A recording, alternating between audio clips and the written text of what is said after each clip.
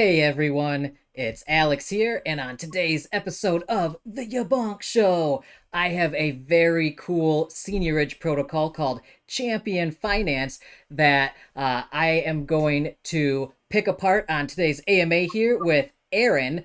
Arron, do you want to say hi and maybe introduce yourself for the audience? Yeah, so thank you, Alex.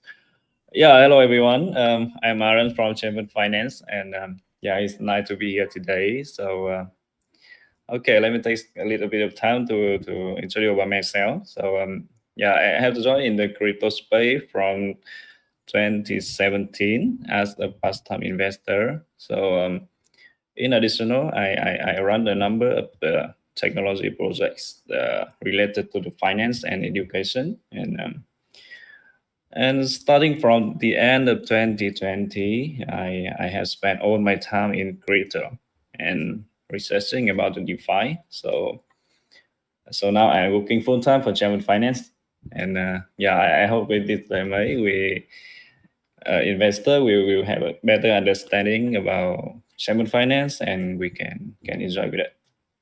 Yeah. Very cool. And for anyone curious, what is your accent? Where are you from? Yes, I come from Vietnam, and yeah. Cool. Awesome, man.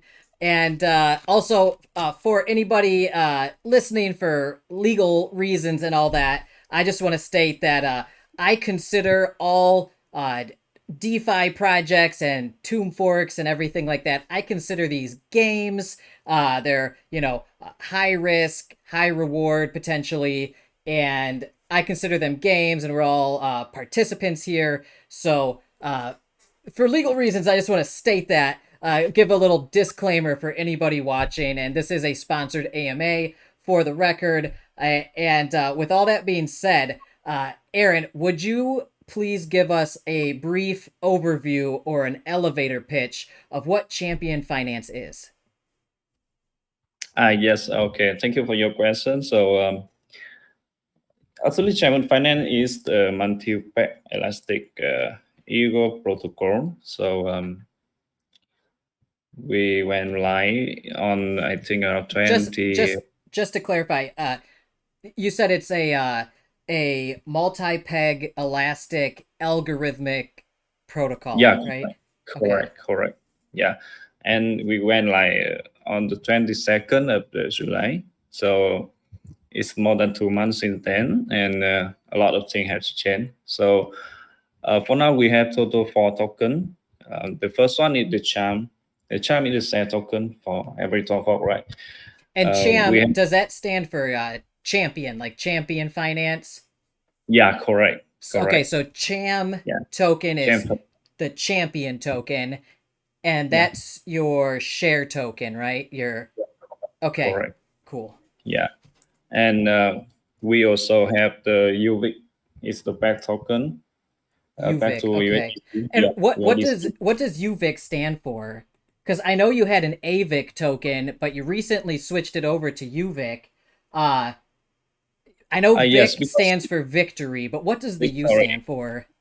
U stand for USDC because UVIC back to USDC.E. Okay, okay. Yeah, So USDC.E victory token, and yeah. that's your main peg token, right? Yeah, actually, we have three back token right now. One is the UVIC back to USDC. Okay. Second one is the EVIC back to ETH, Ethereum. Okay. And the last one is BVIC. Uh, Actually, is incoming right now in around 2 or 3 days more. So BVIC will back to BTC. So we have total Okay. three back token. Yeah. So you have three pegged tokens. Yep. You have UVIC, your main one, your stable pegged Yep. token, pegged with USDC.E. You have EVIC, Ethereum victory token, pegged to Ethereum, and you have BVIC, and that's Bitcoin victory. And that one hasn't come out yet, like you said. That's coming out in the next 2 or 3 days. And EVIC, Ethereum victory token, actually was just released a couple days ago, I believe. So Didn't you guys just release EVIC? Is that right? No, we released the EVIC in around 2 weeks already. 2 weeks. Okay. Okay. So that's still 2 weeks. pretty new. And Yep. so all right. So carry on. You've got champion token, which is your reward and your share and governance token, and then you have the three That's pegged tokens: UVIC, EVIC, and BVIC. All right. Carry on from there. yeah. So what else from like an overview? So you have those four tokens. What else can you tell me about Champion Finance? Yeah, let's say that we actually we are a tombfork project, right? So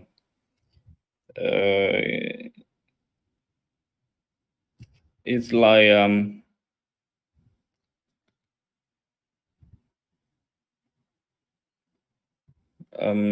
yeah. I think for overview of Champion Finance is like I already talked to you, but Okay. Um, yeah.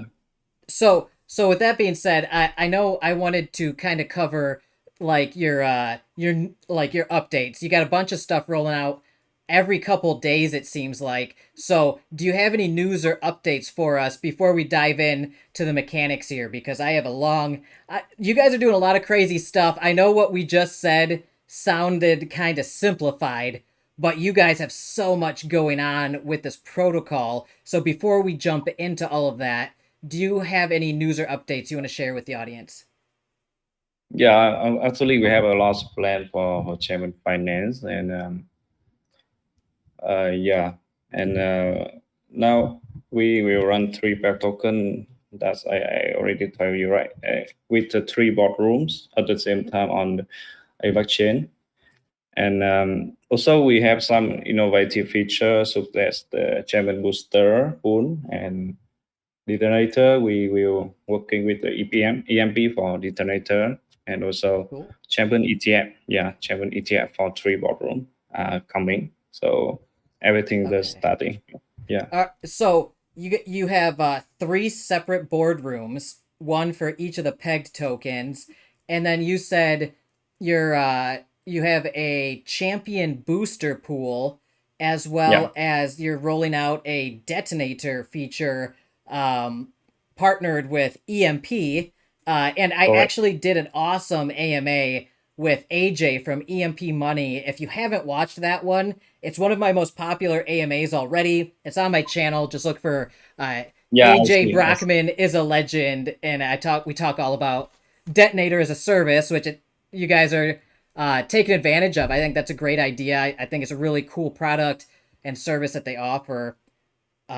And then Champion ETF, you said you're working on too. So Champion ETF, I'm guessing, is kind of like a basket of tokens that uh that will be offered to we'll get into that. So you said you got detonator coming, you got the ETF token coming, and then you've got the champion booster pools. So Yep. man, there's just so much to unpack here. And I want to show real quick your website here while we're talking because it might help the viewers understand what we're talking about and keep track of all this stuff. So here's the champion Yeah. token, and that is Okay. paired with wrapped AVAX, and this is all Mm-hmm. on Avalanche right now. But you guys are planning to go multi-pool eventually, right? Yeah, correct. All right. But And like yeah. what's that? Yeah, we will go to Mantil chain in the next year after we finish everything in the AVIC chain. Okay. Uh, so then you've got UVIC, your stable pegged coin. You've got EVIC, and that's Ethereum pegged. And then AVIC was your original pegged token, and that was Yep. pegged with USDC.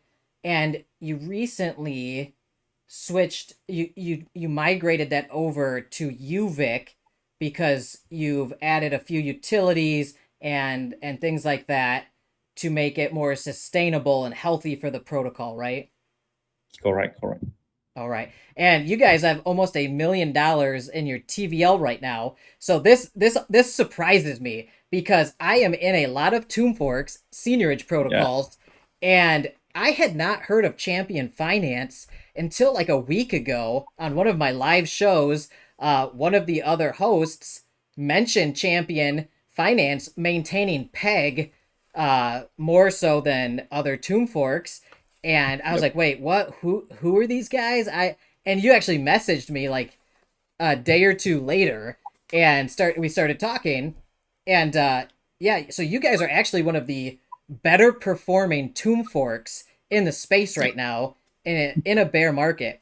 So I just yep, want people to know, like, this one, Champion Finance, has been kind of flying under the radar because you guys haven't gotten a lot of publicity or marketing yet, but like performance wise and technology wise, you guys seem to be just absolutely killing it, which is yeah, great news for me because I'm looking for more Tomb Forks to play right now, and yeah, this seems to be right in my wheelhouse. Um, yeah. so with that being Actually, said, a lot of support from the community. That's why what's that? we receive a lot of support from the community. Yeah, our Yeah, community is very, yeah. That's why we can keep the our TVL and something like that. yeah, and I've been in your Discord server for a couple weeks now since we started talking, and I see a lot of people I consider friends in there, Yep, players in the space that are well known, and that's always a good sign to me when I see people I recognize in these servers, and so it like a lot of the bigger players out here in the space are in your Discord server, but I think the general wider DeFi audience, a lot of them might not have heard of you quite yet.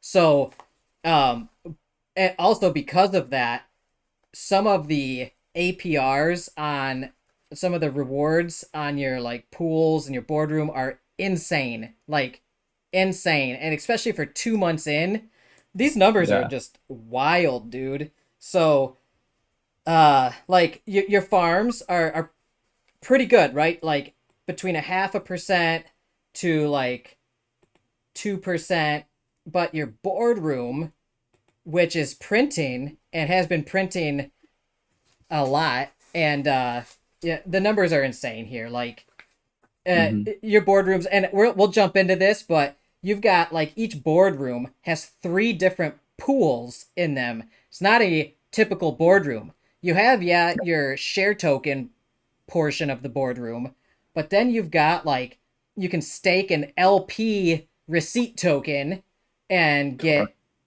get the peg token as reward, and you can also do that.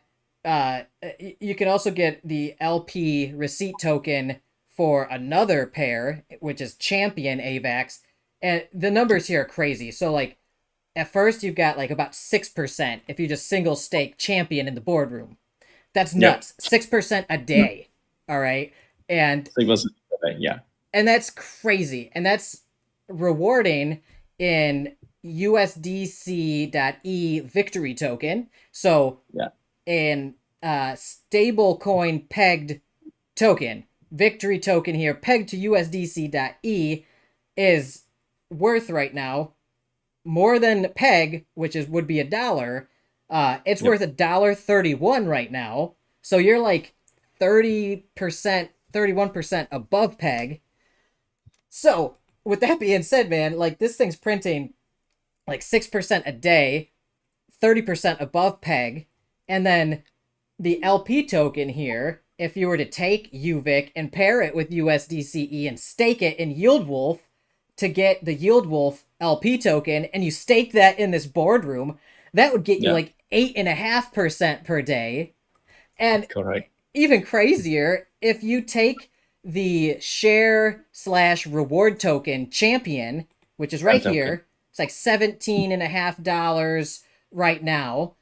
If you pair that with wrapped AVAX and you stake that in YieldWolf and you take the YieldWolf receipt LP token and you stake that here in the boardroom, you'd get almost 11% return 11% rewards in UVIC daily. All right. Yep. That's crazy.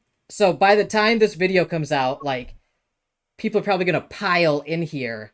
Yep.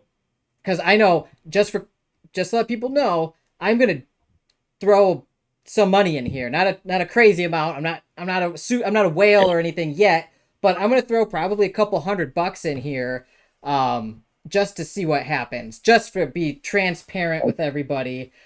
So okay, Aaron, I Thank am, you. yeah, and I'm Yeah, so, actually, yeah, it's going to be great because now the TVL is still small, and if somebody coming, the APY will be decreased. But I think it's still very attractive. yeah. I mean, this is nuts. If this, like, 10, almost 11% per day Yeah. means, like, if I were to sit in this for like 10 days, I'd basically get my initial back, plus I can just unstake it. And Yeah. just for people who don't know how tombforks work, the boardroom prints when TWAP, time weighted average price, is above peg, and peg in this boardroom for the stablecoin USDC victory coin, peg is $1, and it's $1.30 right here. So this boardroom is printing, and there is a timer here.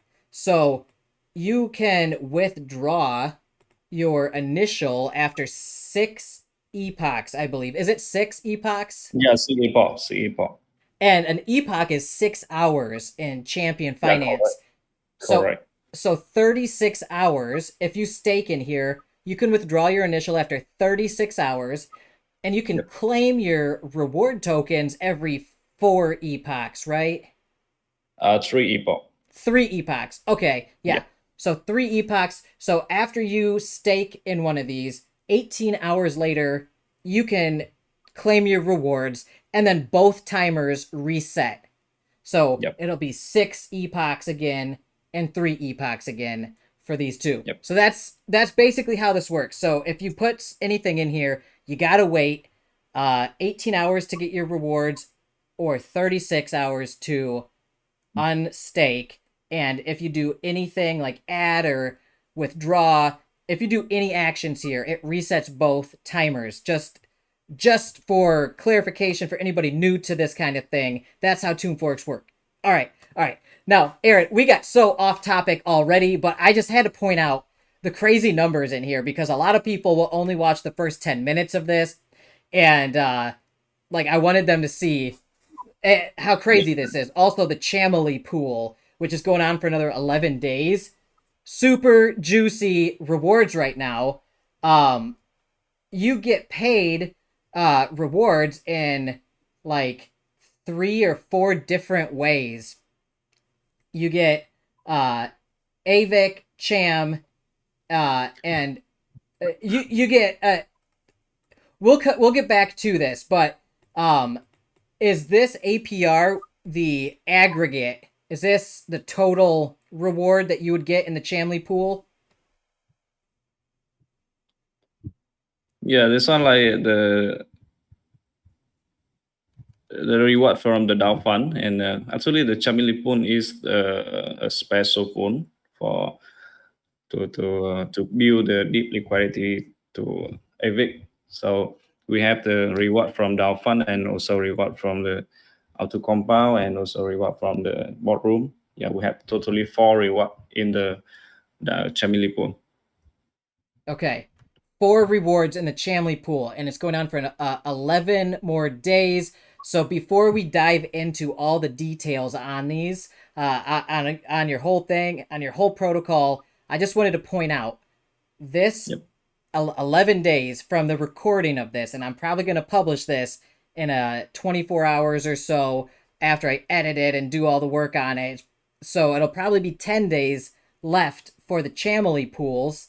So I just wanted to point that out right away. That and the boardroom for UVIC are printing like crazy right now. So with Yeah. that being said, Arron, now let's dive in to all the questions that I typed up for you while I've been exploring Champion Finance. So first off, what is the booster pool that you mentioned earlier? Yeah, I think you already explained for the booster pool very clearly, right? So we test the we allow the people to stake the LP in a ballroom. Like you can see, yeah, you can see the LP for UVIC and LP for cham. Yeah. So so the uh, so actually the user will still earning from the auto compound and also earn from the ballroom. That's why we have the very high APR.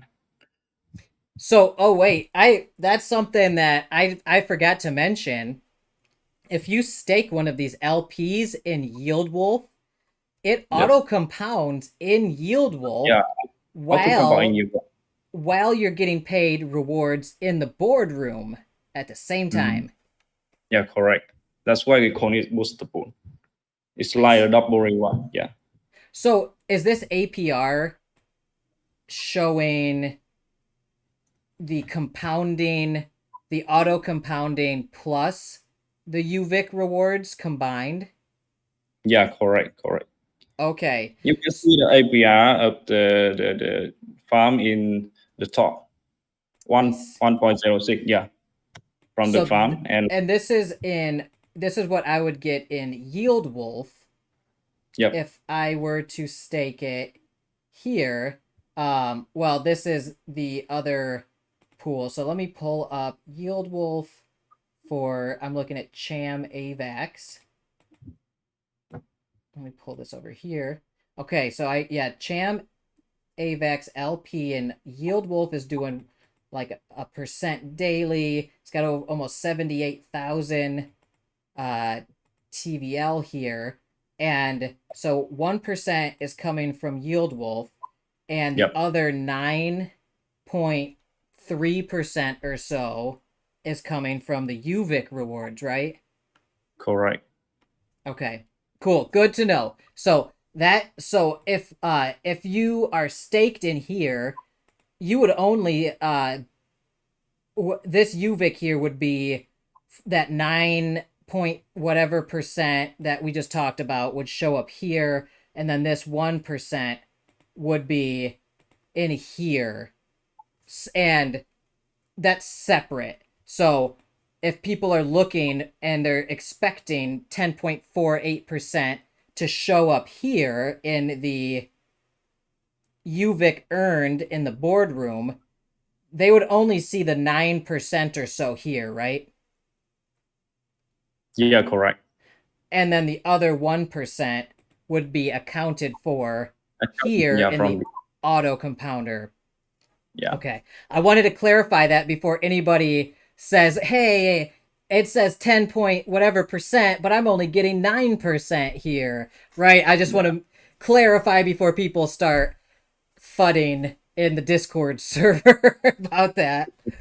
Um, cool, man. Because That's yeah, the LPU stake in the ballroom already increased by yeah by auto compound, right? So then the APR for them will increase too in over time.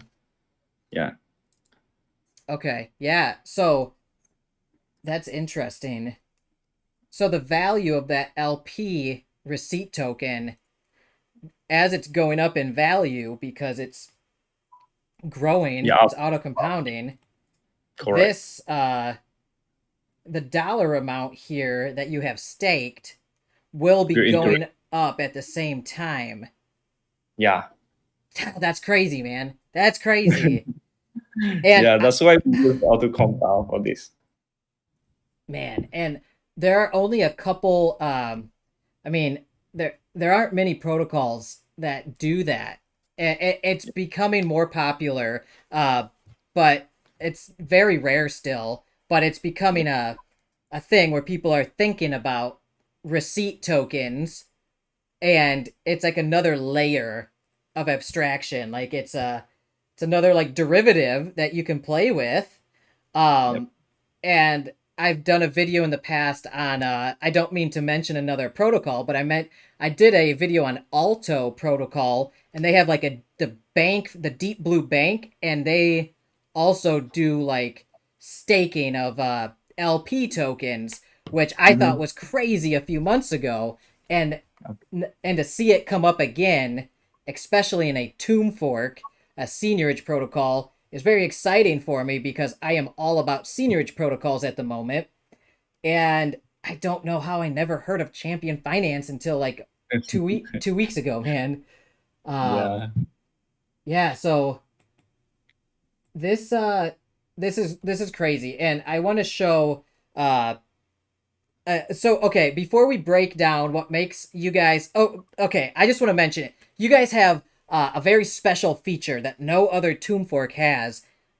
Yep. Before we jump into the rest of these questions, I just want to say they have what's called negative rebasing. Okay, now rebasing I know has a bad stigma attached to it lately because rebasing protocols like like Titano and Seifu and Libero, like it affects the price and it makes the price go down because of inflation, but that's positive rebasing.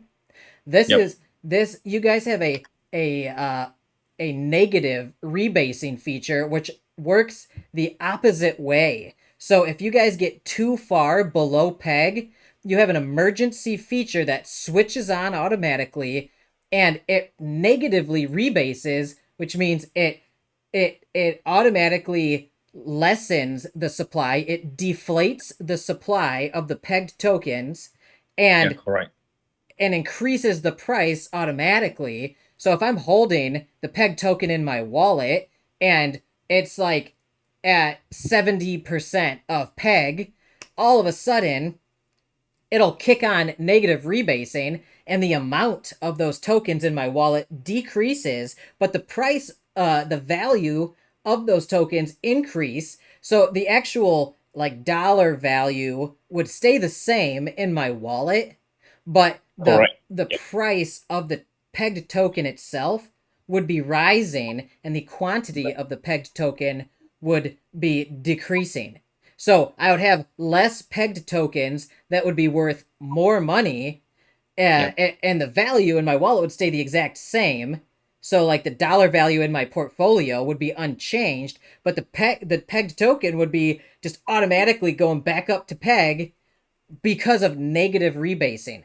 And if you Yep. understood anything I just said, you probably realize how important what I just said is, because it is innovative. That is a great use for rebasing that actually makes sense. Negative rebasing in this specific use case, I think personally, is brilliant.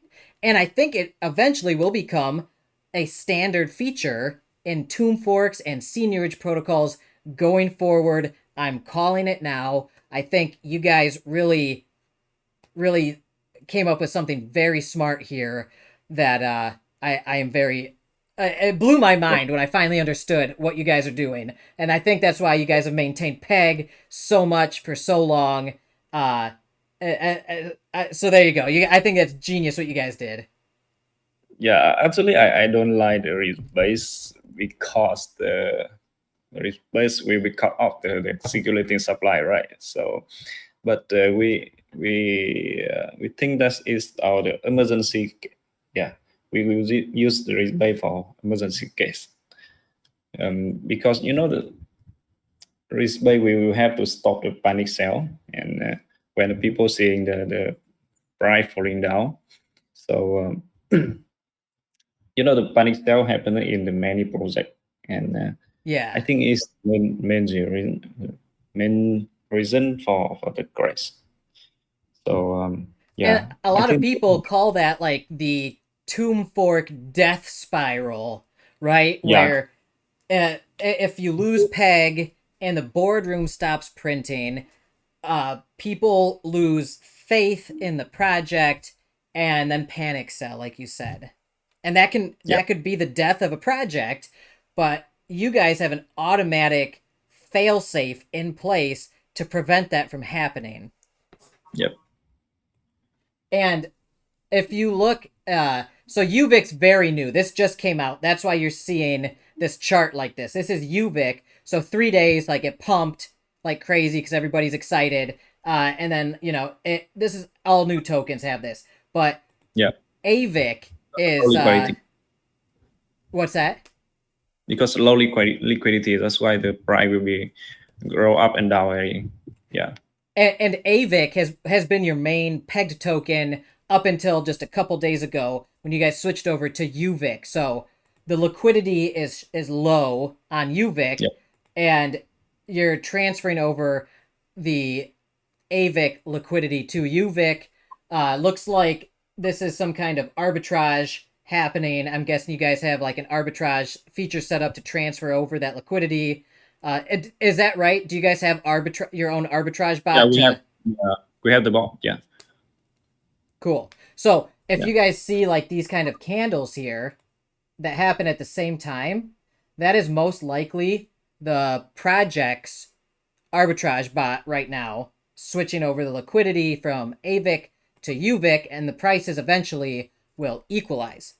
And if you look over the past 2 months, obviously, you know, you got the crazy initial Genesis phase where everything is wild, but look at how it's evened out. And after, when you guys get 80% or below peg, that negative rebasing feature kicks on, and it turns on until TWAP goes above peg again. So that's why you see this happen. Boom, goes down, comes back up. Boom, goes down, comes back up. Goes down, comes back up. Look at this. This is genius because it takes out that whole like panic sell mentality that can basically cause a death spiral. So you don't even let it get to that point because they really never should get to that point. Most of these projects have enough TVL and money in them to be able to prevent that from happening. And I just think this is a very clever way to use deflation.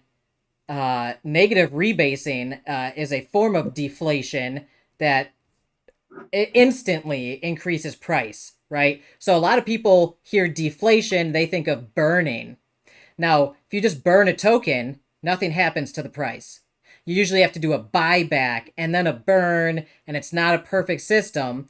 If you have negative rebasing built in, that price action happens instantly inside your wallet or wherever those tokens are located, basically in the world, wherever they are. There are a few places this doesn't happen, though. Do you want to explain where the negative rebasing happens and where it doesn't happen?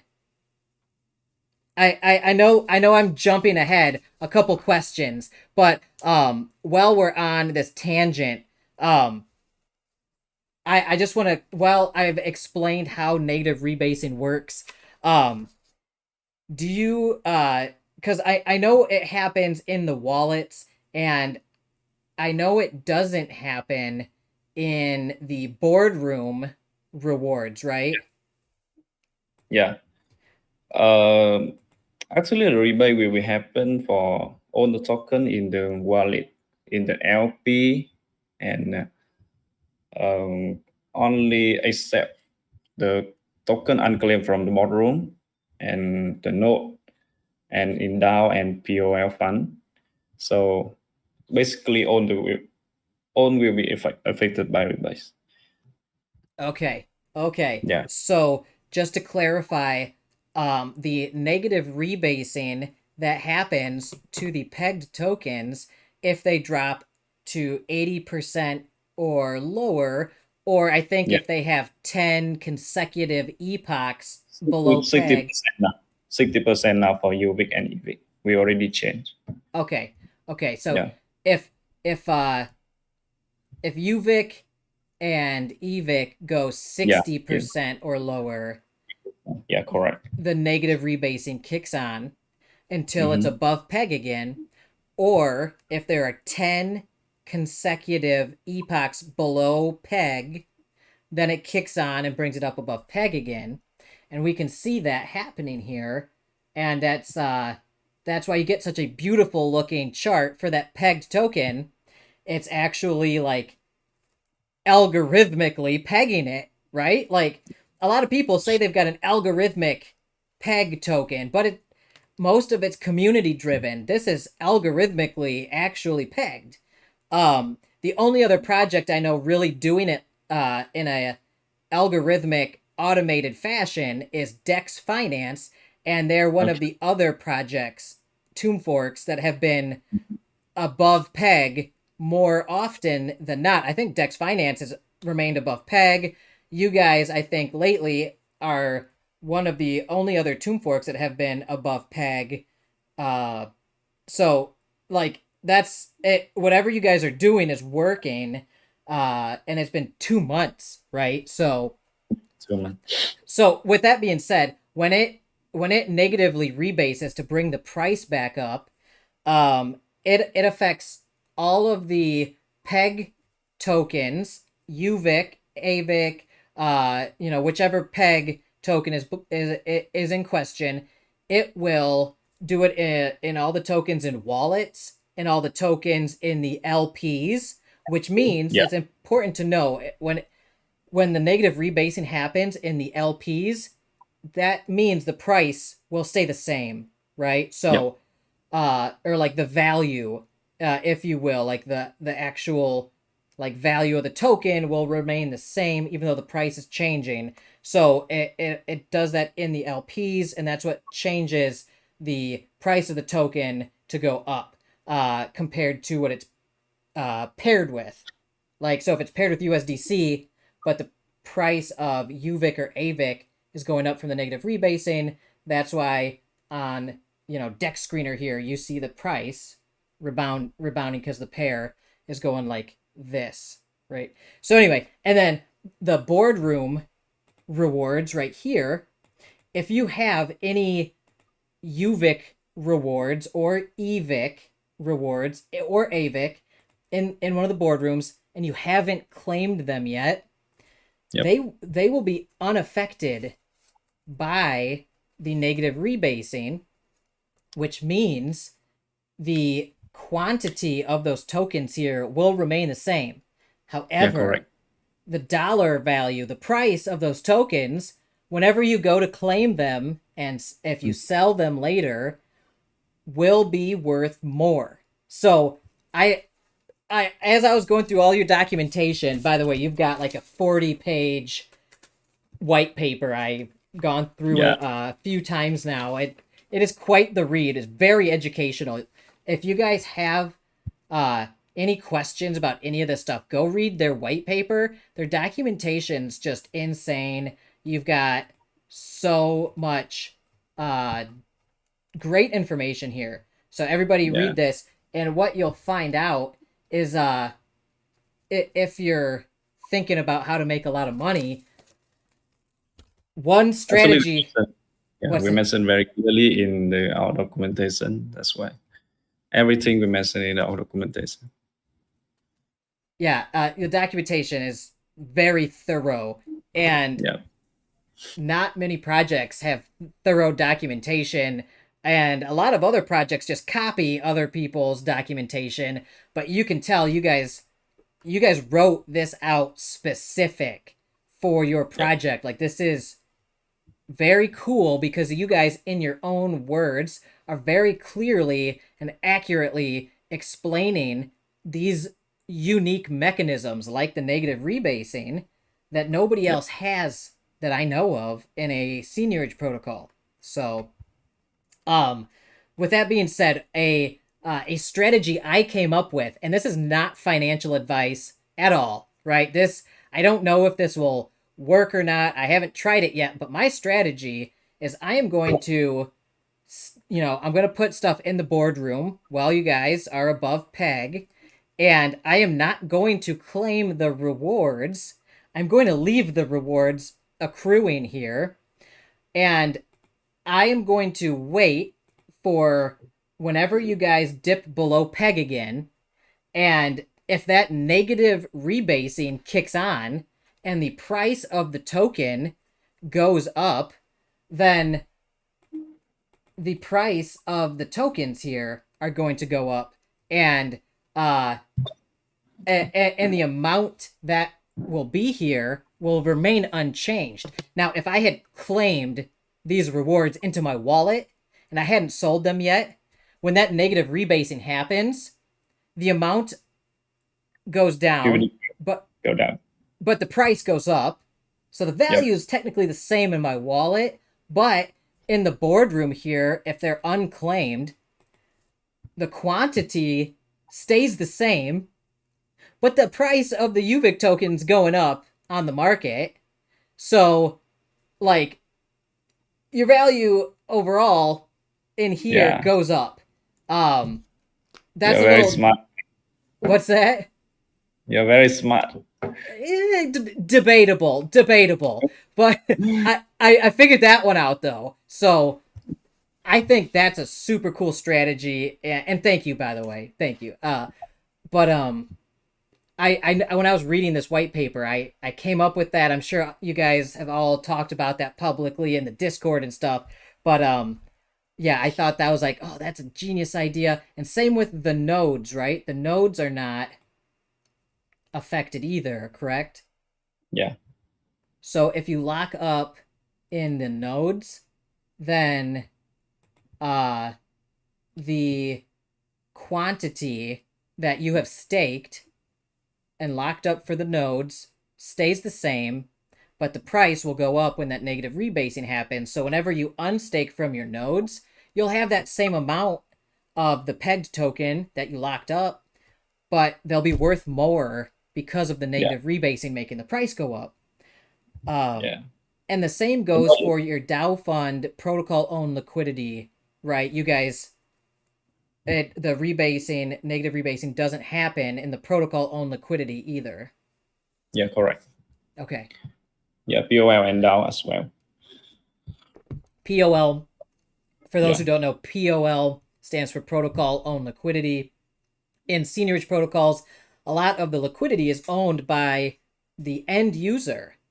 Participants like me who make my own LPs, my own liquidity pairs, and stake them in the farm, or in your case, even in the boardroom. And that's how, you liquidity farm, right? So technically, most seigniorage protocols using the standard template are mostly user-owned liquidity, but you guys are building protocol-owned liquidity to increase price stability. Is that right? Yeah, correct. Cool. Also, that detonator, the EMP detonator as a service that you guys are going to have, that will also it's a genius way to build protocol-owned liquidity to strengthen the entire ecosystem and deepen the liquidity that's owned by the protocol and not owned by people like me who someday might break my liquidity pair and sell. So that way you guys can keep building the liquidity of the ecosystem, and the users' actions have less and less effect on that liquidity, and it stabilizes the entire ecosystem. Did I explain that correctly? Yeah, that's very, very important because the liquidity is very important for every project. So we we must control it. Yeah. Cool. So with the detonator, we are on Discord with the EMP. So we will have the detonator in this month. This month you're gonna have the detonator in October. Yeah, correct. Wow. All right. That you guys are moving fast on some of this stuff, man. It's like every few days, it's like we got this and this is next, and then so that's awesome. Some projects like have all these things laid out, and they never execute on them. But since I've been talking with you, you guys have been nonstop rolling stuff out. So like by the time people watch this, like so much it will have changed and have been added. So you guys are actively building, and that's a good thing to see.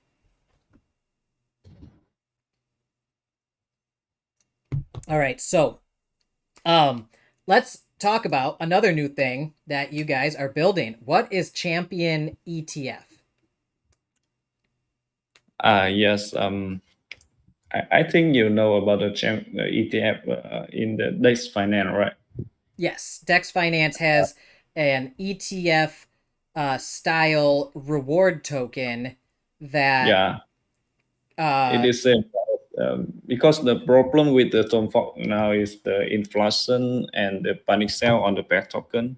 So after yes. they earn from the bottom, they will sell on the back token to and lead to the debate. So the champion ETF will be create to overcome the disadvantages. So the back token printed will be controlled by the protocol, and protocol will decide, we will decide to sell or not, depend on the twap and so the treasury.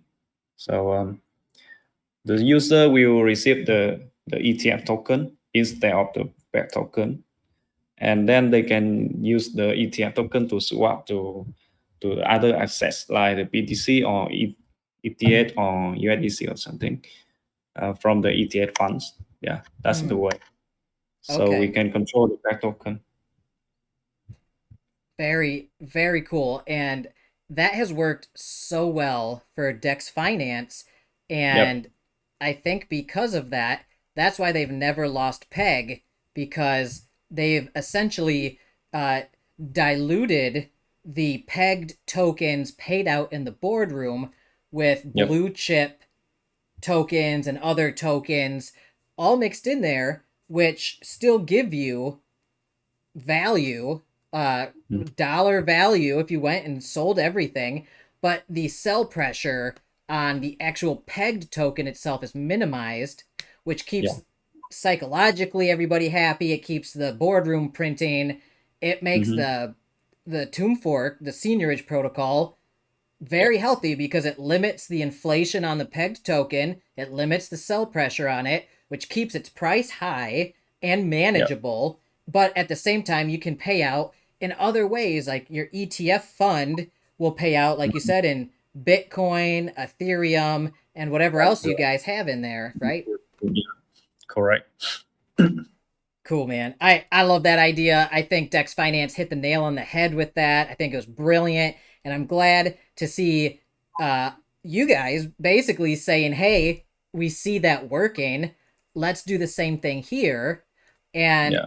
it's I think if you do it right, it's only going to improve Champion Finance long term. So, I mean, even without that, look at you guys have basically maintained peg and like yeah, it dips below for just a few epochs but comes right back up from your system, but that ETF will make these like dips I think much smaller, if at all, right? So Yeah, cool.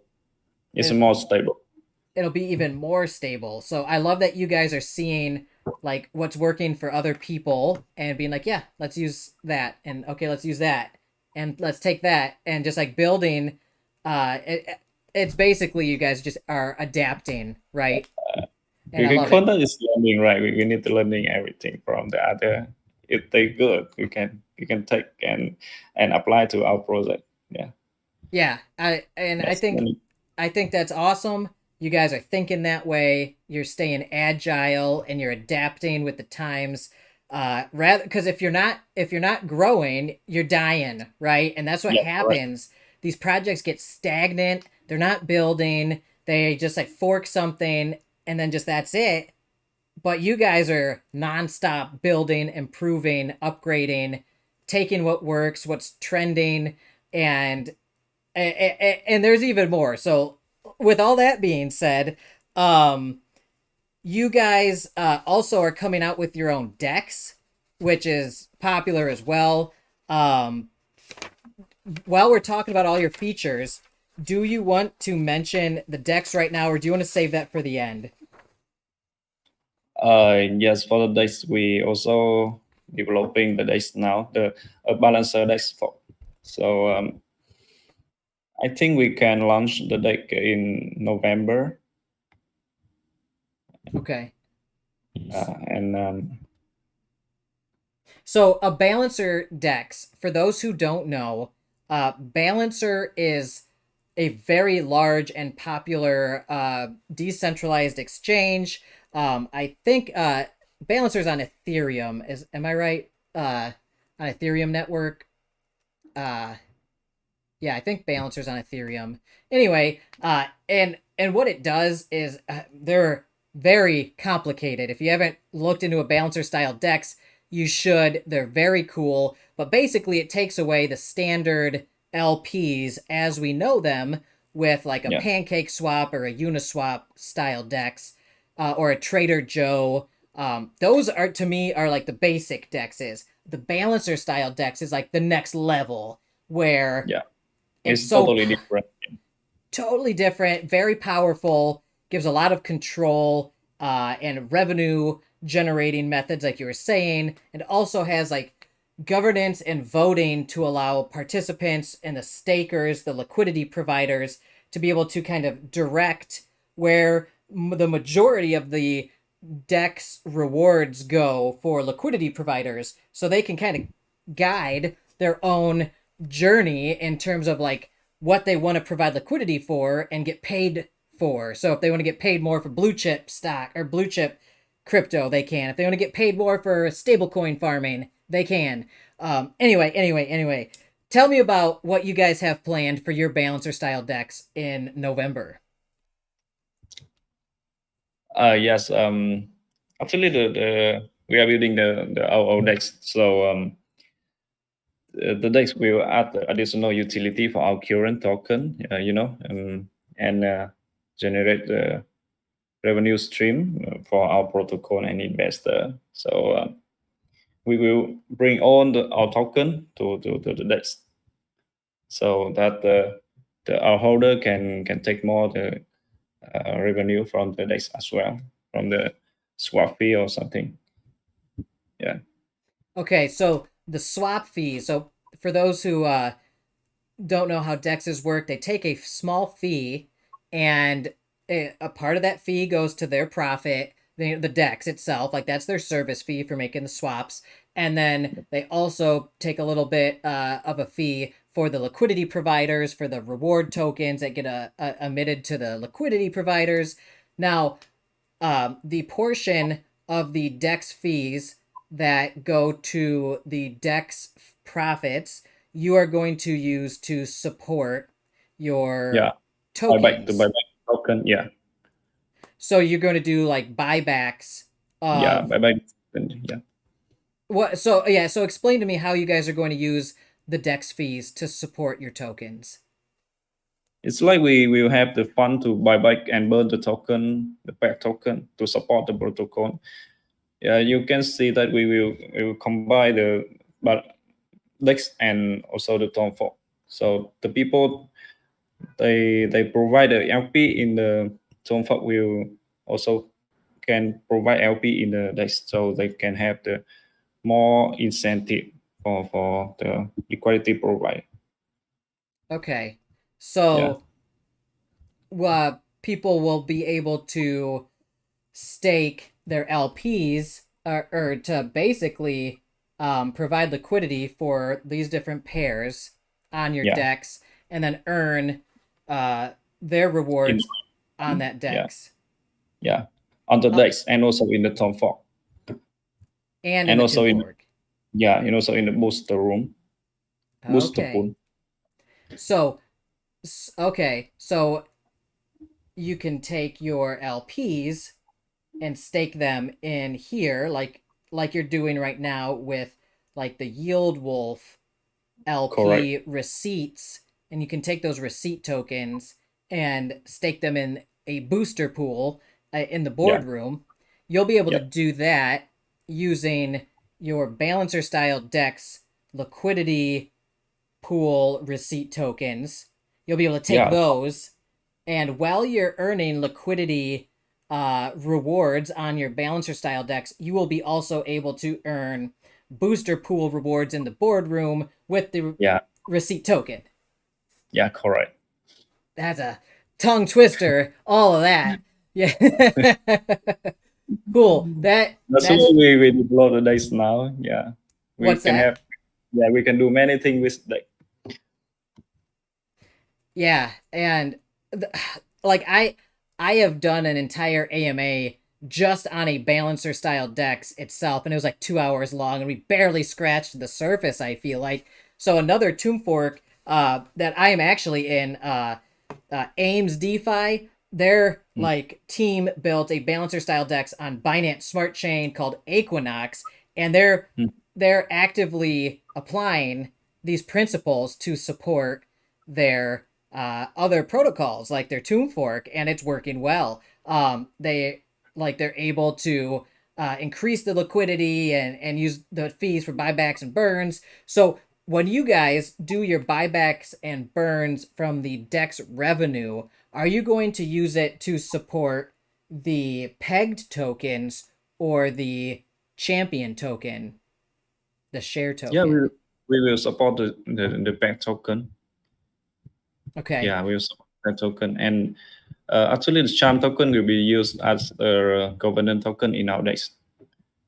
Really? Okay. Yeah. So the DEX itself will be using the champion token, as its reward token and governance token.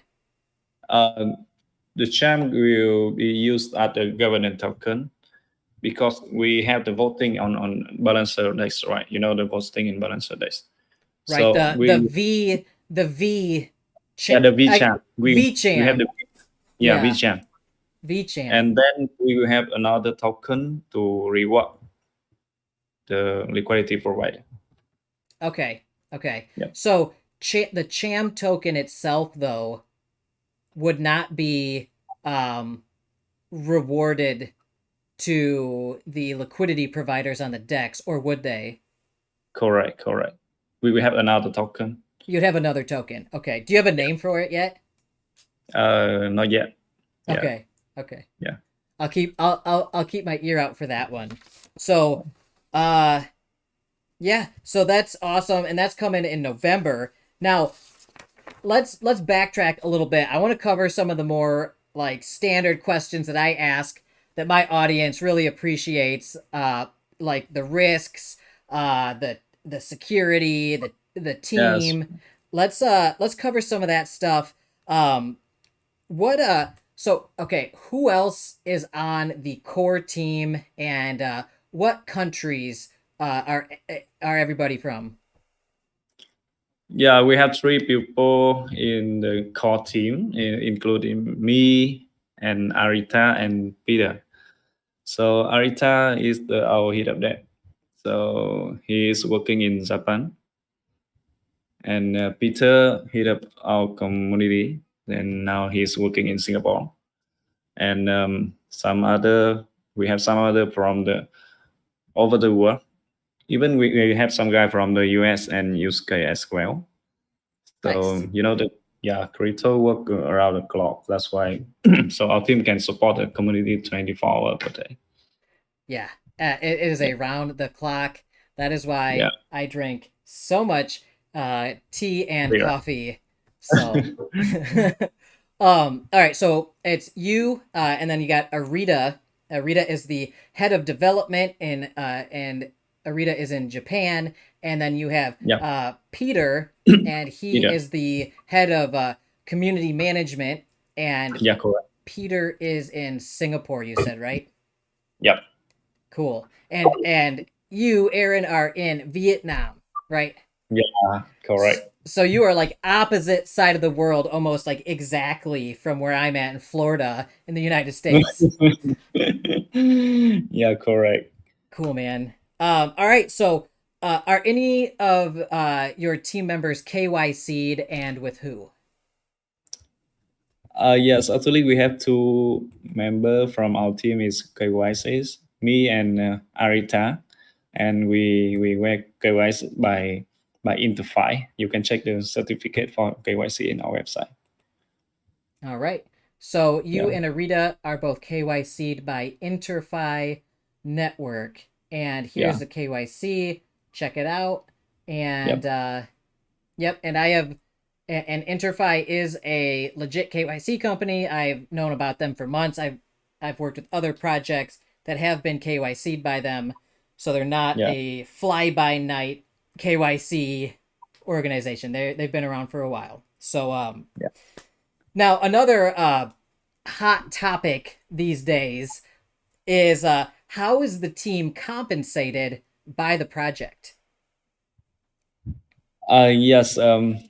Actually, we already mentioned very clearly in our document that the team will have the 7.5% of the cham token, and the token will be vesting in around 12 months, and that's all. So of course, we have the personal investment in the project as well, so we can take some profit.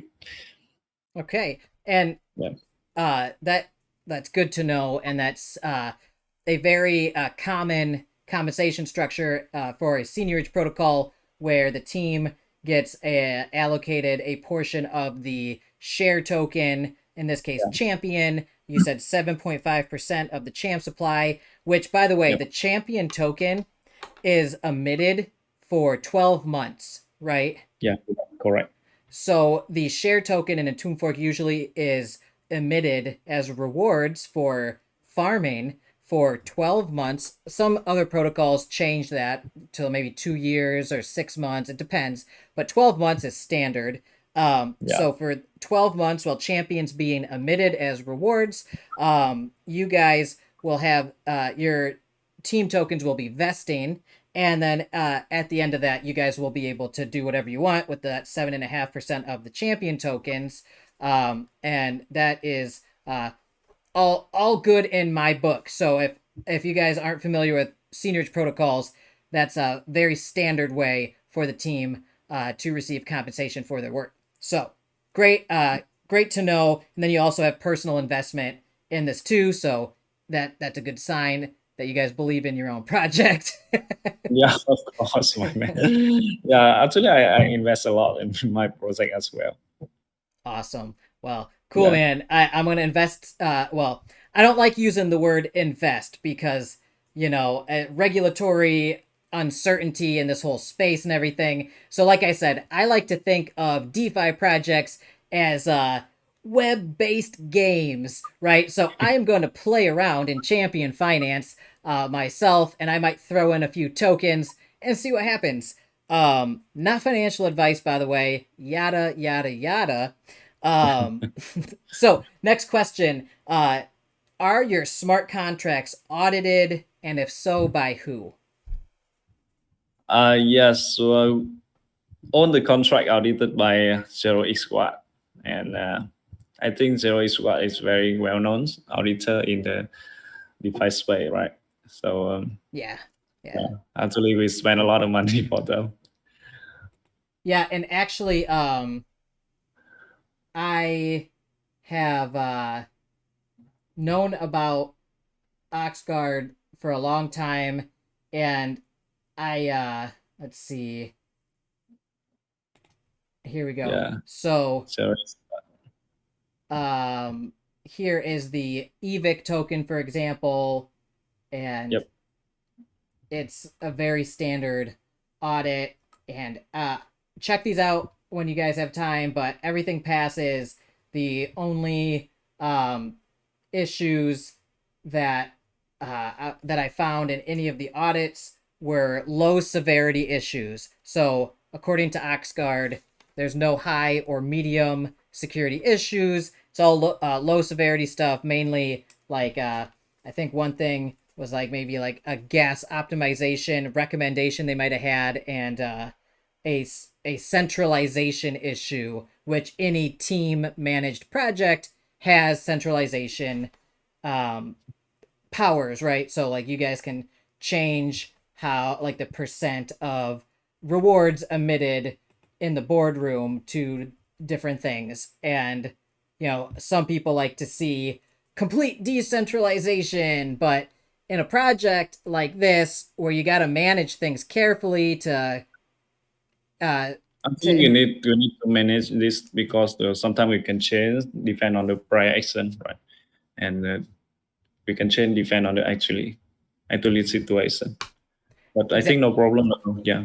Yeah, I agree. So I think especially in like a seigniorage protocol or a protocol where you're constantly building and adapting to conditions, I think you need to have a certain level of centralization and control, and that's okay with me as long as the team is trustworthy and hasn't, done anything shady. You're on here on camera, which is huge, right? Not many uh teams have a team lead that is doxed out here, KYC'd. So I just want to give props to you for putting your face out there, talking with me like this publicly. That Yeah. personally inspires confidence. So, good on you for that. Thank you. Yeah.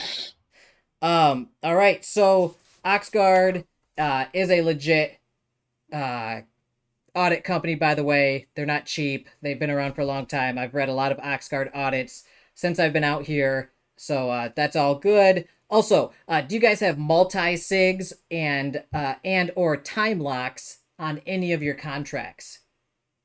Yes. Actually, we have the multi-sig for the protocol wallet as well. We call it POL. The POL wallet is multi-sig, and also some contract. Actually, we still have the upgrade label, so that's why we have the time lock for the contract. Say that again. Yeah, we have the some contract upgrade label and have the time lock. Okay. And Yeah. so you have an upgradable contract. Now, a lot of people might hear that, and if they understand how smart contract proxies work, it might raise red flags for them. So I want to kind of cover that. And you actually have a whole section in your documentation here where Yep. you explain your time locking and proxy setup. So for those who don't know, an upgradable contract is basically a proxy contract where on the blockchain, the smart contract that is a proxy just basically points to another smart contract called the implementation contract. And what it allows you to do is if you need to upgrade or change your smart contract, since you're using a proxy, you can just have it point to a new contract that you deploy and then you just switch the implementation contract to that new smart contract. So a lot of people have concerns about scammers rug pulling using proxy contracts by swapping out the implementation after the fact with something nefarious. However, the that's one of the potential cons of a upgradable proxy contract, but the pro is that it allows you to adapt, upgrade, fix bugs, change your code basically, because nobody gets the code for anything right the first time, the second time, or the 100th time. Usually you have to constantly upgrade and patch things, upgrade things. So that's the pro. So those are your pros and cons, people. You can, it's another level of centralization, basically. Now, what you guys have done here to ensure another level of security for the community is you've implemented a time lock on your proxy contract, right? Yeah. We set the time lock for all the upgradable contract. That's why we have no issue about the rig. And so what that means with the time lock is before any new contracts are launched, any new implementation contracts are launched that the proxy would then point to, there will be a time lock, which means before they can make a change to the proxy contract and change which implementation contract it points to, there will be generally a 24 to 72 hour period where before that change can be made, an event an event is emitted, and people can basically, people will know in the community, and people who are watching this stuff will know, hey, they're going to change the implementation contract in the next 24 to 72 hours. And if anybody thinks that's a security concern, they can withdraw or exit or whatever until they see what happens. And at the end of that 24 to 72 hour time lock, then the change happens. That's how a time lock works. It basically it lets everybody know a change is coming in the next 24 to 72 hours, and then the change happens at the end of that locked time period, right? Did I explain all that correctly? Yeah, correct. Totally correct. Very cool. And I'm glad you're using a time lock. It is considered best practice in terms of security, and not many protocols use time locks. So Yeah. good for you for that. And you guys also have the transaction links here to see their time lock contract deployment and everything like that. So you guys can go Yeah. check that out on Snowtrace if you want. Yeah. Cool. Everyone All can right. check it. Yeah, and dude, your documentation, and I know saying dude is very informal, but we've spent hours and hours talking now face to face before this AMA. So we're obviously on like a friendly level. So like you guys have such great documentation. You have links to all the transactions and the smart contracts. You have all the contracts and the protocol owned wallets and accounts Yep. all listed on here. It's super easy to find anything. If you have any concerns, go check it out for yourself. They've really, I mean, you guys documented everything, and I love seeing that kind of stuff. So, Yeah. with all that being said, awesome KYC audits, time locks, multi sigs. You guys have all that. You're doxed. So in terms of like my standard security and risk assessment, you guys fare pretty well compared to a lot of the other projects out here. You guys are following a lot of the best practices. So very, very good in my opinion. Now, a few other kind of subjective questions I have for you about security and risk. Would your project be able to survive if you or one of the other core team members left to go do something else? Yeah, this one very good question. So, okay, let me tell you this.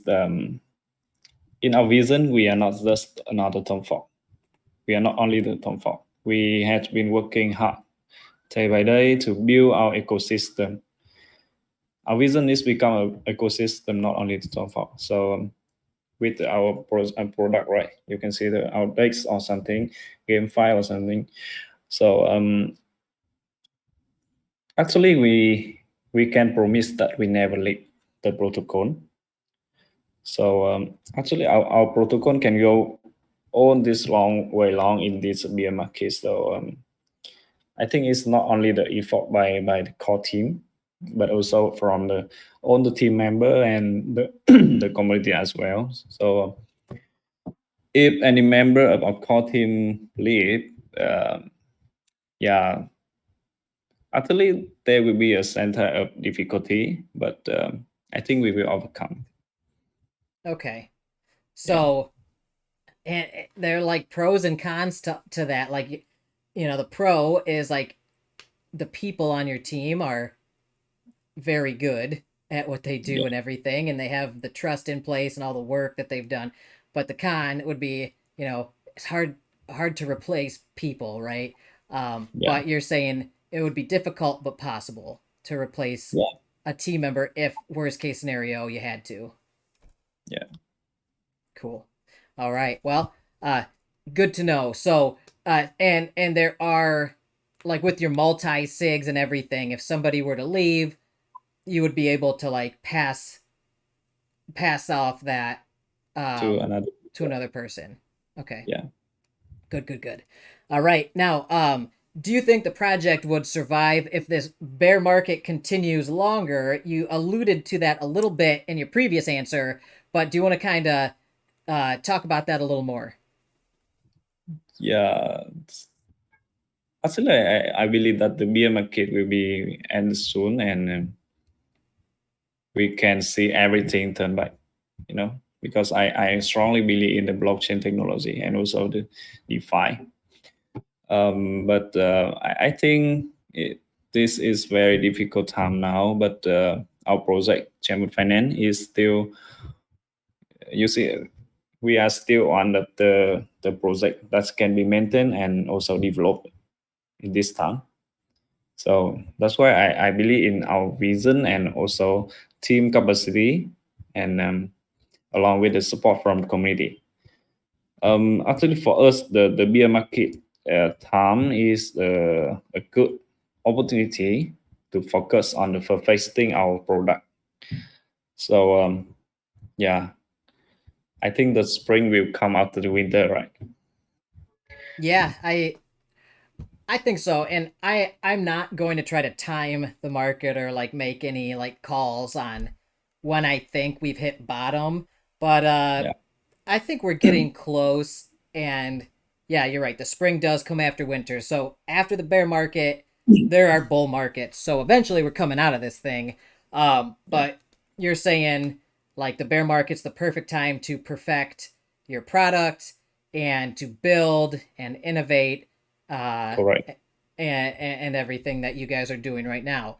And Yeah, it's really like a testing period. So the people who are out here still building, still doing cool stuff in the bear market, those are the like grit. Like those people have grit, right, and determination. Like a bear market's not gonna stop somebody like that. And when a bear market or when a bull market comes, those hmm, people are probably going to do very well because they've been working in the worst of times. So when the best of times come around, that level of effort and those lessons learned, that experience gained, is going to be so valuable in the bull market when literally last bull market, money was just flying around everywhere out here in DeFi. It was crazy the amount of money out here yeah, just going everywhere. So yeah, I think you guys are going to be positioned well with your team. If you keep building and doing what you're doing, I think you guys next bull market could be very well set. yeah. Thank you. Then So, that's the way to work right now. So we focus on the perfecting our product and waiting for the good time. yep. And uh, I think um, one of the things we'll talk about here is like your new pegged tokens, Yep. EVIC and BVIC, so Yeah, Ethereum maybe. and Bitcoin victory tokens. Um, I think you guys rolling those out is one of your ways you guys are going to try to capitalize on the coming bull market. Um, so, you guys have your stable UVIC token, the USDC.E victory token for the stable factor, which is great for a bear market. But then you guys are going to have EVIC and BVIC, Ethereum and Bitcoin pegged tokens to take advantage of the upward price movement when we go from bear to bull market again. Yep. All right, cool. Just Yeah, wanted to. What's that? that is our strategy right now. Yeah, Yeah, that's why so we built ETC and ETA. Yeah. I actually think it's really cool that you guys have both options. So a lot Yeah. of the seigniorage protocols are one or the other, but you guys Yeah. have a stable pegged token as well as now you have speculatively pegged tokens. So you can either go the stable route or you Yeah. can go the speculative uh, route with Bitcoin or Ethereum if you think those are going to go up in price in the future, right? Correct. We will have more option for our investor. Yeah. So I like that you can play either way and still play around in the champion finance ecosystem rather than like having to go to an entire other project that's doing one of those. So you guys are going to have stable or speculative options, which I like. Like right now, I'm mainly in the stable coin pegged tombforks. So Yep. personally, I'm probably going to be playing around with UVIC, and when I am convinced of a trend reversal, then I might dabble personally in EVIC or BVIC. Uh, that's not financial advice. That's just my strategy. Right now, I'm all about the stable coin stuff. So that's what I'm probably going to do. Um, Yeah. so with that being said, why did you guys? I know I probably explained a lot of this right there, but like what? Why did you pick these to be your pegged tokens? Yes. Yeah, we already talk a lot about this, right? So we um, we want to offer more investment in option to our user with the different level of risk, you know. So if someone want to the stability, UVIC is a good choice because it's very stable. But someone they don't want to stable, yeah, they want to a high return or something. So they believe in the ETF and the BTC will grow up. So EVIC and BVIC is the for them. That's why we have three pair token to make sure that our user will have a lot of option to invest. Cool. Yeah, and that's yeah, like I was saying, you got the stable. They want stability, or if they think Ethereum's gonna take off, they can kind of try to ride that Yeah, wave on EVIC, or if they are more fans of Bitcoin, when BVIC comes out, they could try maybe to ride that wave. All right, cool, good to know. And so, all right, what is your share token, champion? What is that paired with, and why? yeah. For the champion, we in the first time we pair we not gonna pair. We pair with the USDC from the first time, but now we already changed to AVAX. Because uh, the cham token is not simply only the share token in our project. So we will use cham to our next product like Dex or something. And I also believe that the AVAX token will become a blue chip when the bull market return. So we will pair with the wavax. And I think this will benefits our holder in the long term. Okay, so Champion initially was paired with USDC, and now it is paired with wrapped AVAX, Yeah, and you guys are thinking in the next like year or two that will have benefit on the value of the share token Champion, right? yeah. All right. All right. So, what happens in Champion Finance when one of your pegged tokens falls below peg? Yeah, this one is same for every tombfork, right? When the peg token fall below peg, the first one, bottom will stop printing. We'll have no more peg token printing. So I think, but stop for a while is healthy for protocol as well. So um, we also have the rebase mechanism to support if the peg token fall below peg. Yeah. Okay. And you can see it right here how it works.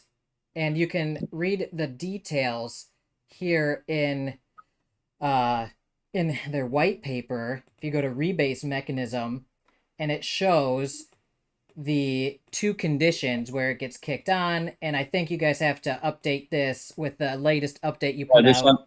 one for AVIC, this one's for AVIC. So we have the update for UVIC and EVIC. Yeah, so UVIC, so if you guys see AVIC right now, Yeah, mentally just change that to UVIC because they just converted over from AVIC to UVIC because it's more stable. and it's got taxes to make it all more sustainable. And we'll get to that one here, though, those differences in a second. But so when the TWAP, the time weighted average price, is at or below 60 cents or 60%, Yeah, 60 cents for UVIC. for UVIC, then the rebasing will be kicked on. Now, I know it says 80 cents here, but they recently just changed that, and I just need to update their white paper with that. And when TWAP is below PEG, or in this case for UVIC, $1 for 10 consecutive epochs. For UVIC, it's become to 15. 15. Okay. Yeah. Good to know. So UVIC will be at 15 consecutive epochs, which is 90 hours, right? Yeah. Correct. So 90 hours below PEG, then the rebasing, the negative rebasing will turn on, bring it back up above PEG, like we see in this price action in the AVIC chart. That is very, I think it makes sense what you said. Like, it is probably healthy to go below PEG for a little bit to curb inflation, right? Correct. Because in the last time the rebate is happened very often. That's why we change the condition to rebase to reduce the rebate, because the rebate is not good to, Yeah. So yeah, I mean, that makes sense. So you want to limit how often that rebasing gets activated, and yeah, so that makes sense. So I know I touched on this earlier, but rebasing is like, it seems to be a bad word these days. Can you kind of explain the difference between negative rebasing and positive rebasing? Yes. Actually, the positive rebase occurs when the price of the peg token is above the peg, and negative rebase will be used when the under peg. So we can simply understand that the positive rebate will be increase the circulating supply, and negative rebase will be decrease. So for the Chamber Finance, we only use negative rebate when our peg token below peg. Okay. Yeah, so for seigniorage protocols, most people only think of inflation, right? The share token is inflating for, in this case, 12 months. This will be inflating. The champion supply will be emitted over the course of 12 months. Technically, it's inflating until it hits its max supply. And in the boardrooms, the peg token, when above peg, will be inflated with no max supply. These are usually elastic supply tokens. Correct. So if you're staked in the boardroom, you will be inflating the supply of the pegged token, in this case UVIC, and you will be rewarded with that. And then you can either pair that with something else and farm with it to get more champion tokens and complete the seigniorage cycle. Or some people sell these tokens, and then that is why you will see the price go down. And so you have positive rebasing, which makes, the quantity, the supply grow, and the price usually goes down from that. But then you have negative rebasing, which decreases and deflates the supply and makes the price go back up. Super cool that you guys are doing both. Most seigniorage protocols only do the positive rebasing. They only have inflation, so the price generally goes down. And the only way to combat that really is with either increased demand or with revenue sources to do buybacks and burns. But it's very difficult right now because the bear market, Exactly. So negative rebasing, why? I mean, it makes so much sense now that I see it. Why doesn't everybody do this? I don't know also because every tombfork they use the bond, you know the bond mechanism. Yes. Yeah, Unfortunately, I do. It's not. Uh, Most people don't even use the bonds yeah, because correct. they're like obsolete now. Yeah, that's why we need a mechanism more stronger like the rebate, because we cannot force the people to use bond, right? So we use the rebate to cut off the security supply. I think it's better right now, but yeah, but it's also makes something no good for the people because they don't really understand about rebate. That's why. And so they don't understand about rebasing, right? Yeah, because they see the token in the wallet already decreased. That's why they make something like, wow, why my token already lost or something. Yeah. Yeah. And so that's yeah, But I actually the value in the dollar is same, no change. so in their wallet, the dollar value will remain the same when Yeah. it's negatively rebasing, but the quantity of the tokens they hold will Yep. decrease, Yep. but the price of those tokens go up. So, essentially the price times the quantity, the dollar value remains the same in their wallet. Yep. Yeah, and I don't know. I just think it makes a lot of sense to automate bringing the price back up to peg Yep. in a tomb fork because those bonds, like the T bonds as they're called, in like tomb bonds, uh, those they don't work. It's too much. It has too much human emotion and psychology, and it relies too much on human action. Where Yeah. if people aren't buying those bonds, they end up just. I mean, people will buy those bonds. There are still people holding the bonds, and they're worthless basically. You Yep. can't do anything with them until you're back above peg. So most people don't even bother with them because they don't want to become bag holders. So Yeah. this way, you just take the bond away, the bond token out of the equation, and you automate Correct. it. And Yeah. when you Correct. automate it, you take the human emotion and the human psychology out of it, and it's Yep. just like, all right, we hit a certain point, and then automatically we're bringing it back up to peg, right? Yeah. Awesome. Um, So we already talked about what happens with what tokens where when the negative rebasing occurs. So we don't need to cover that again.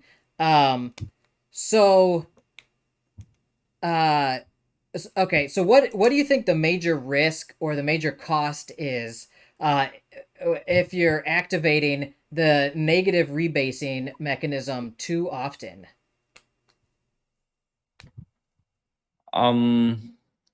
Yeah. So actually, that it says if we do the risk based to option, right? So everybody will think that they lost the token.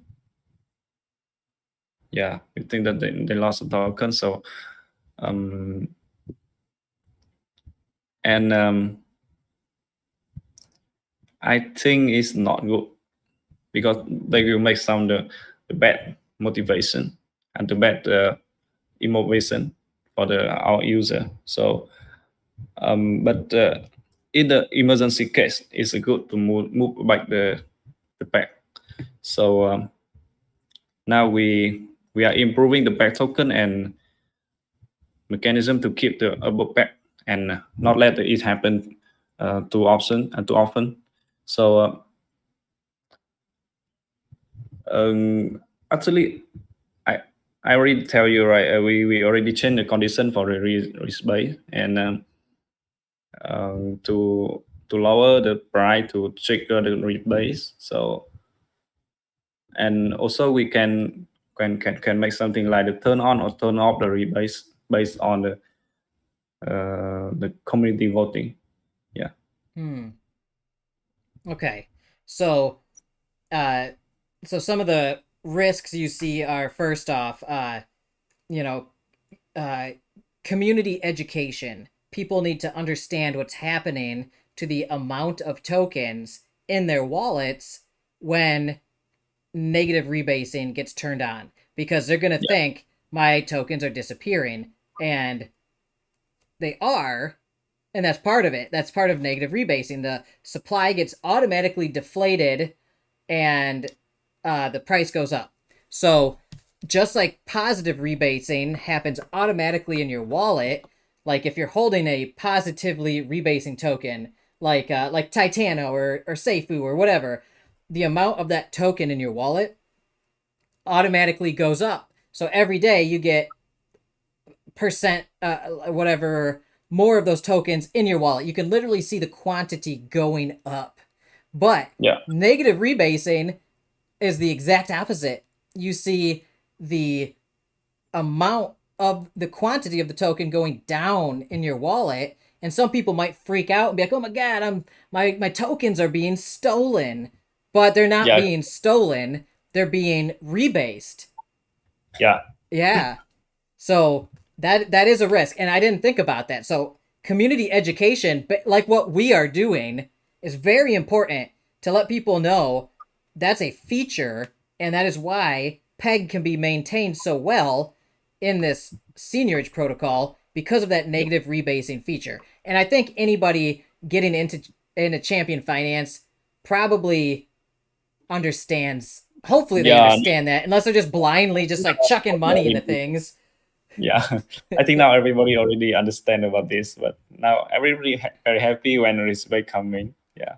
Because the price goes up and the boardroom turns back on. Correct. So and then you said you also have the option to turn it on and off with community voting, and and you guys for UVIC and BVIC. For UVIC and BVIC, and you guys have snapshot.org, and you guys have proposals here, and you actually have one open right now. That people can vote on, which is which LP will launch on the detonator as a service when you launch it this month, right? Correct. Cool. So before we get into that, though, I just want to talk about. I want to ask, why did you guys replace AVIC with UVIC, and what makes them different? Yes. Actually, we would like to make a strong back token, because for the AVIC last time we don't have any condition or any mechanism back end to keep it strong. I've already take the AVIC from the boardroom and sell on the AVIC, and then make it a very weak token. So that's why we replace the AVIC with the UVIC, with the more controlling mechanism to keep its double back, like selling tax, and also max sell limit.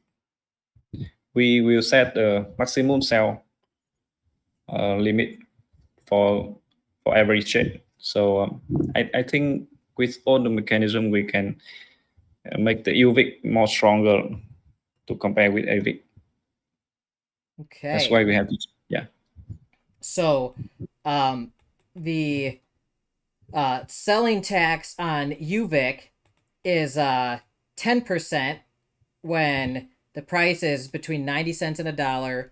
It's 15% when it's between 80 and 90 cents. It's 20% when it's under 80 cents. And any 24-hour period after the negative rebasing, there's a 30% tax. And I'm guessing that's to prevent people from trying to front run the rebasing, because the price, like, they will know once it goes below that 60 cents, that price is going up, right? So because somebody will claim the reward from the boardroom, right, and sell after rebase. That's not good for protocol as well. And that was my strategy. Dang it. You got me. I know your strategy. That's why we have to apply this. Dang it. I thought I was so smart, but you guys are one step ahead of me. Okay, well, that's smart. So you Yeah. guys have Actually, thought we about cannot this. supply this selling test for AVIC before because the contract for AVIC already renounced. That's why we need to change to UVIC. Okay. Yeah. Okay. Well, that makes a lot of sense. So now I understand why Yeah. this is Why? here, because I thought I was so clever, but you guys No are lah. you guys are you guys have You can, adjusted. you can keep it 24 hours more. It's no problem, right? Yeah, and it looks like that's so you guys can kind of control that inflation and deflation and maintain it around peg with the Yeah. timing of these things, and it makes a lot of sense, I think, how you guys are doing it. So also big important thing to know, because there is a sell tax on the UVIC token. When you make the LP on Trader Joe or other places like that, you Mm-hmm. might get hit with that tax because a swap occurs. So be very careful. Do not use Trader Joe. Use the you should only buy and create LPs with UVIC on the Champion Finance homepage. Super important. I have messed this up personally on another tombfork that had a sell tax, and it pissed me off so bad. I was so mad. I lost 15% because I Yeah. made a user error. So please, please, please use the website Champion Finance to do this stuff. It'll take you where you need to go to buy it. Yeah. And where can I find? Is it right here? This add LP. Is this okay? So use their feature here to add the LP. Do not do it on Trader Joe like I did in a previous project, and I lost 15% doing it. It hurt. I was pissed. I didn't know what was going on, but they didn't have documentation like you guys do. Mm-hmm. So They don't I have read. documentation. What's that? They don't have documentation for that. They didn't at that time. They were like just out of Genesis phase. They didn't have all their documentation done. They didn't have any warnings anywhere, and Okay. I got screwed basically. Um, they were kind enough to reimburse me because I created a support ticket and I worked with their team, and they agreed, yeah, we should have had a warning up or something. But like they did after the like a few days later, but I was like, just the timing of it was unfortunate.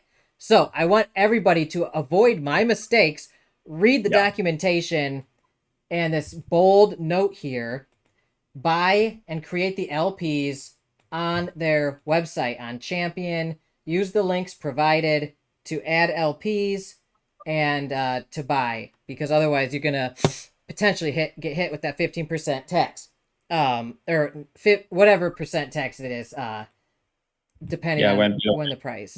Yeah. Yeah. So between 10 and 30% depending on the circumstances. All right. So, um, and that's the main difference, right, between UVIC and AVIC, right? Yep. Perfect. All right. Um, so uh, we talked about EVIC and BVIC, Ethereum and Bitcoin based, and they're also going to have the cell tax with the Yeah. same exact structure, correct? Yeah. Almost the same. Okay, so make sure to use the links provided on their website to buy and pair the LPs for EVIC and for BVIC when they come out, when BVIC comes out. So, um, all right, and we already talked about the differences, like why you guys have EVIC and BVIC. Give everybody different options based on their personal strategies.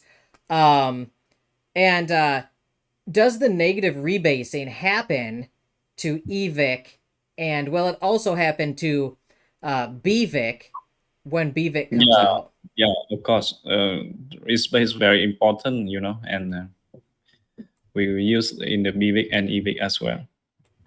Have you used it on EVIC yet? Haven't we? The EVIC, I think, will be around, because now EVIC is under back, but maybe is in around two epoch next. We will use the first time for rebase. Okay.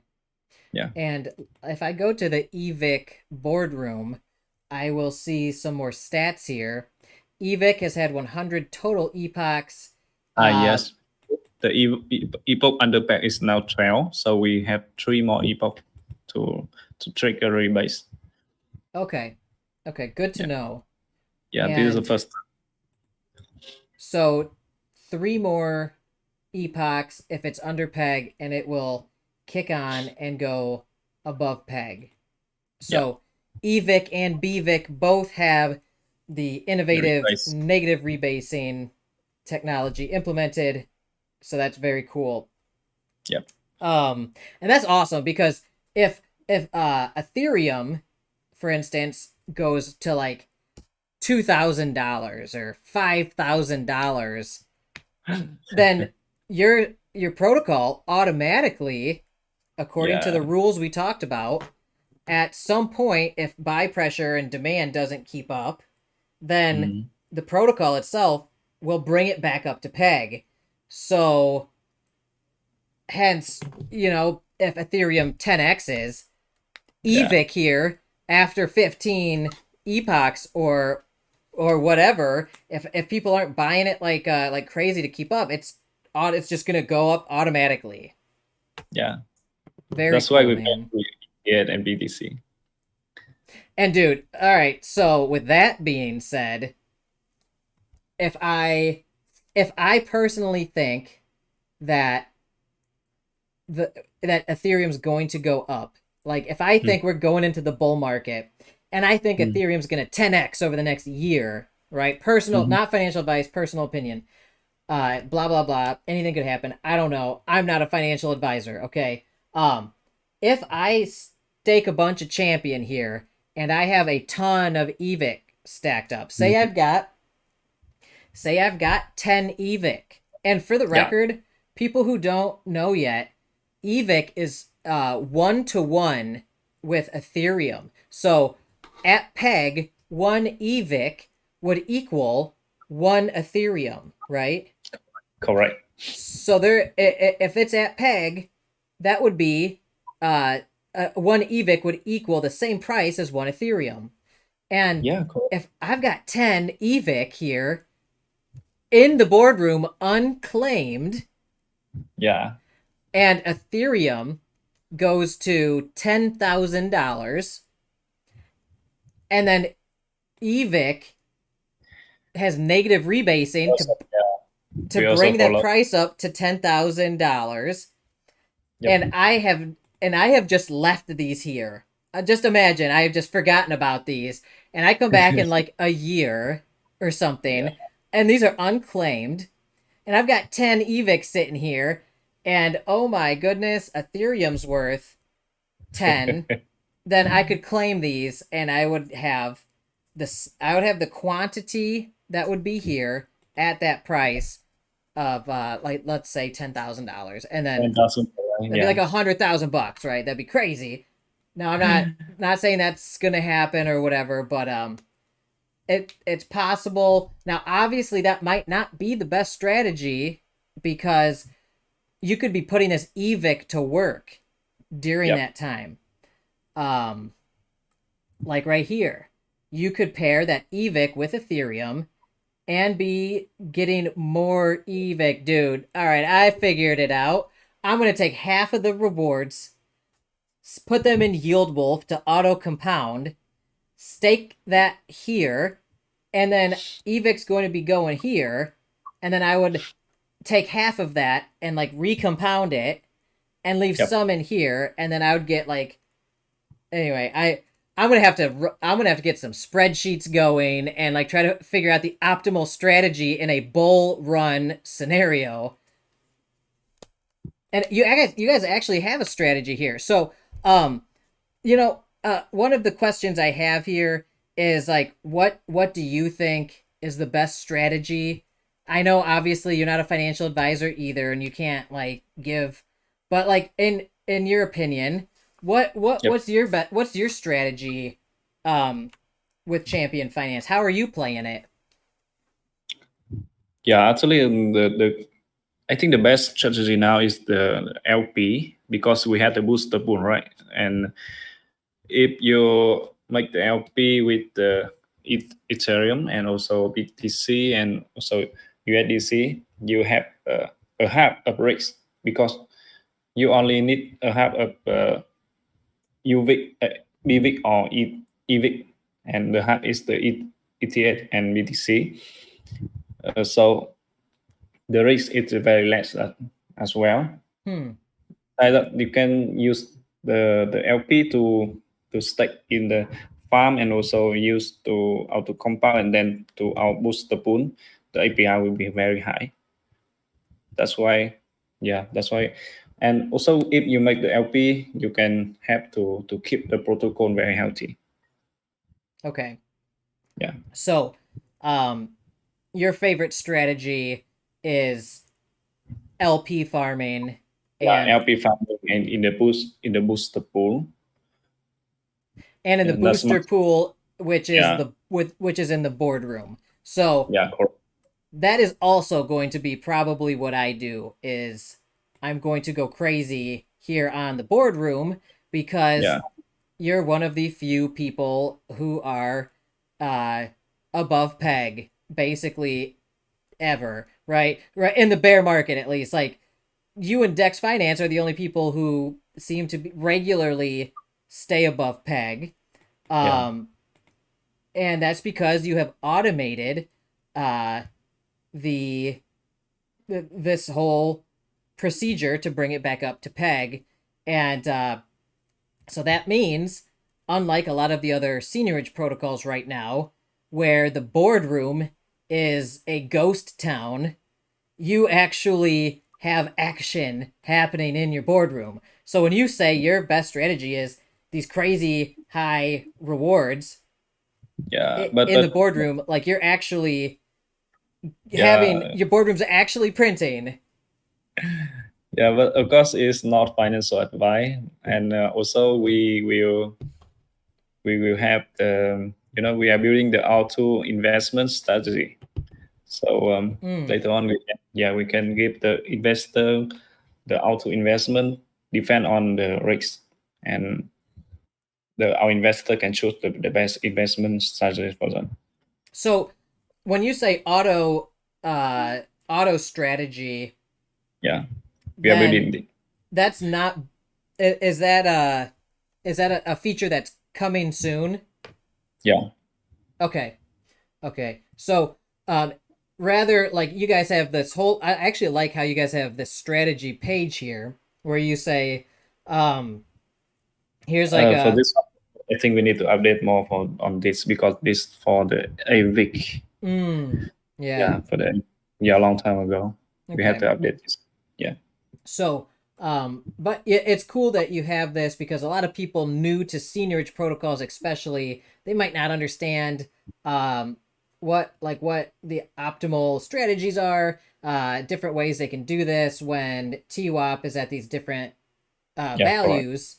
So this is cool. It's basically like uh, you know, you This one recom is like the instructions for the newcomer. Yeah, yeah, so it's like it's basically saying, compound some of it, take some profit, right? Like, and I think a lot of people do like a whole like 80/20 is pretty popular. And I think that's what basically what you guys are saying, like 80/20 rule, like recompound 80, take 20% as profit, just keep doing that. Um, and that works yeah, for a lot of people. So, not financial advice. Figure out your own strategies. It's really fun actually clicking through here and looking at all the different ways you can play this. This, yeah, to me, tombforks are a very fun game for me, and I'm always trying to maximize my gains in this game. And you guys have so many options to do it, and I can't help it. I am an APR chaser, so I will probably be right here, right in the UVIC, Yield Wolf LP receipt token booster pool in the yeah, UVIC boardroom, which has 9 It's been fluctuating between like 9 and 11% tonight, daily rewards. So that's crazy. I'm probably gonna mess around in there, see if I can't get a bunch of UVIC stacked up while I can, and then also I'm probably going to move over into the Chamily Pool for the next 11 days or so, because I'm assuming the UVIC boardroom APRs are going to come down a bit because UVIC's very new and above peg by quite a bit, right? Like when we were talking earlier, like this is it was over twice peg when you because you guys just launched it and everything, and the liquidity was so low. But so that boardroom value, just to be fully clear, is probably because this reward token is priced in UVIC. So those percents you see are based on the price of the reward token. So these will probably come down a little more as UVIC gets closer to peg, which is right here about $1. So I'm guessing it's probably going to even out somewhere around 8% maybe. We can look at AVIC boardroom to kind of get a good idea of what we can see. Now, AVIC boardroom doesn't have the booster pools. Yes, we already stopped this one. Okay. The AVIC boardroom is stopped. Okay, so we don't use this anymore. Got it. Okay. And then EVIC, which is a little bit under peg, I think. Yep. We're seeing right here.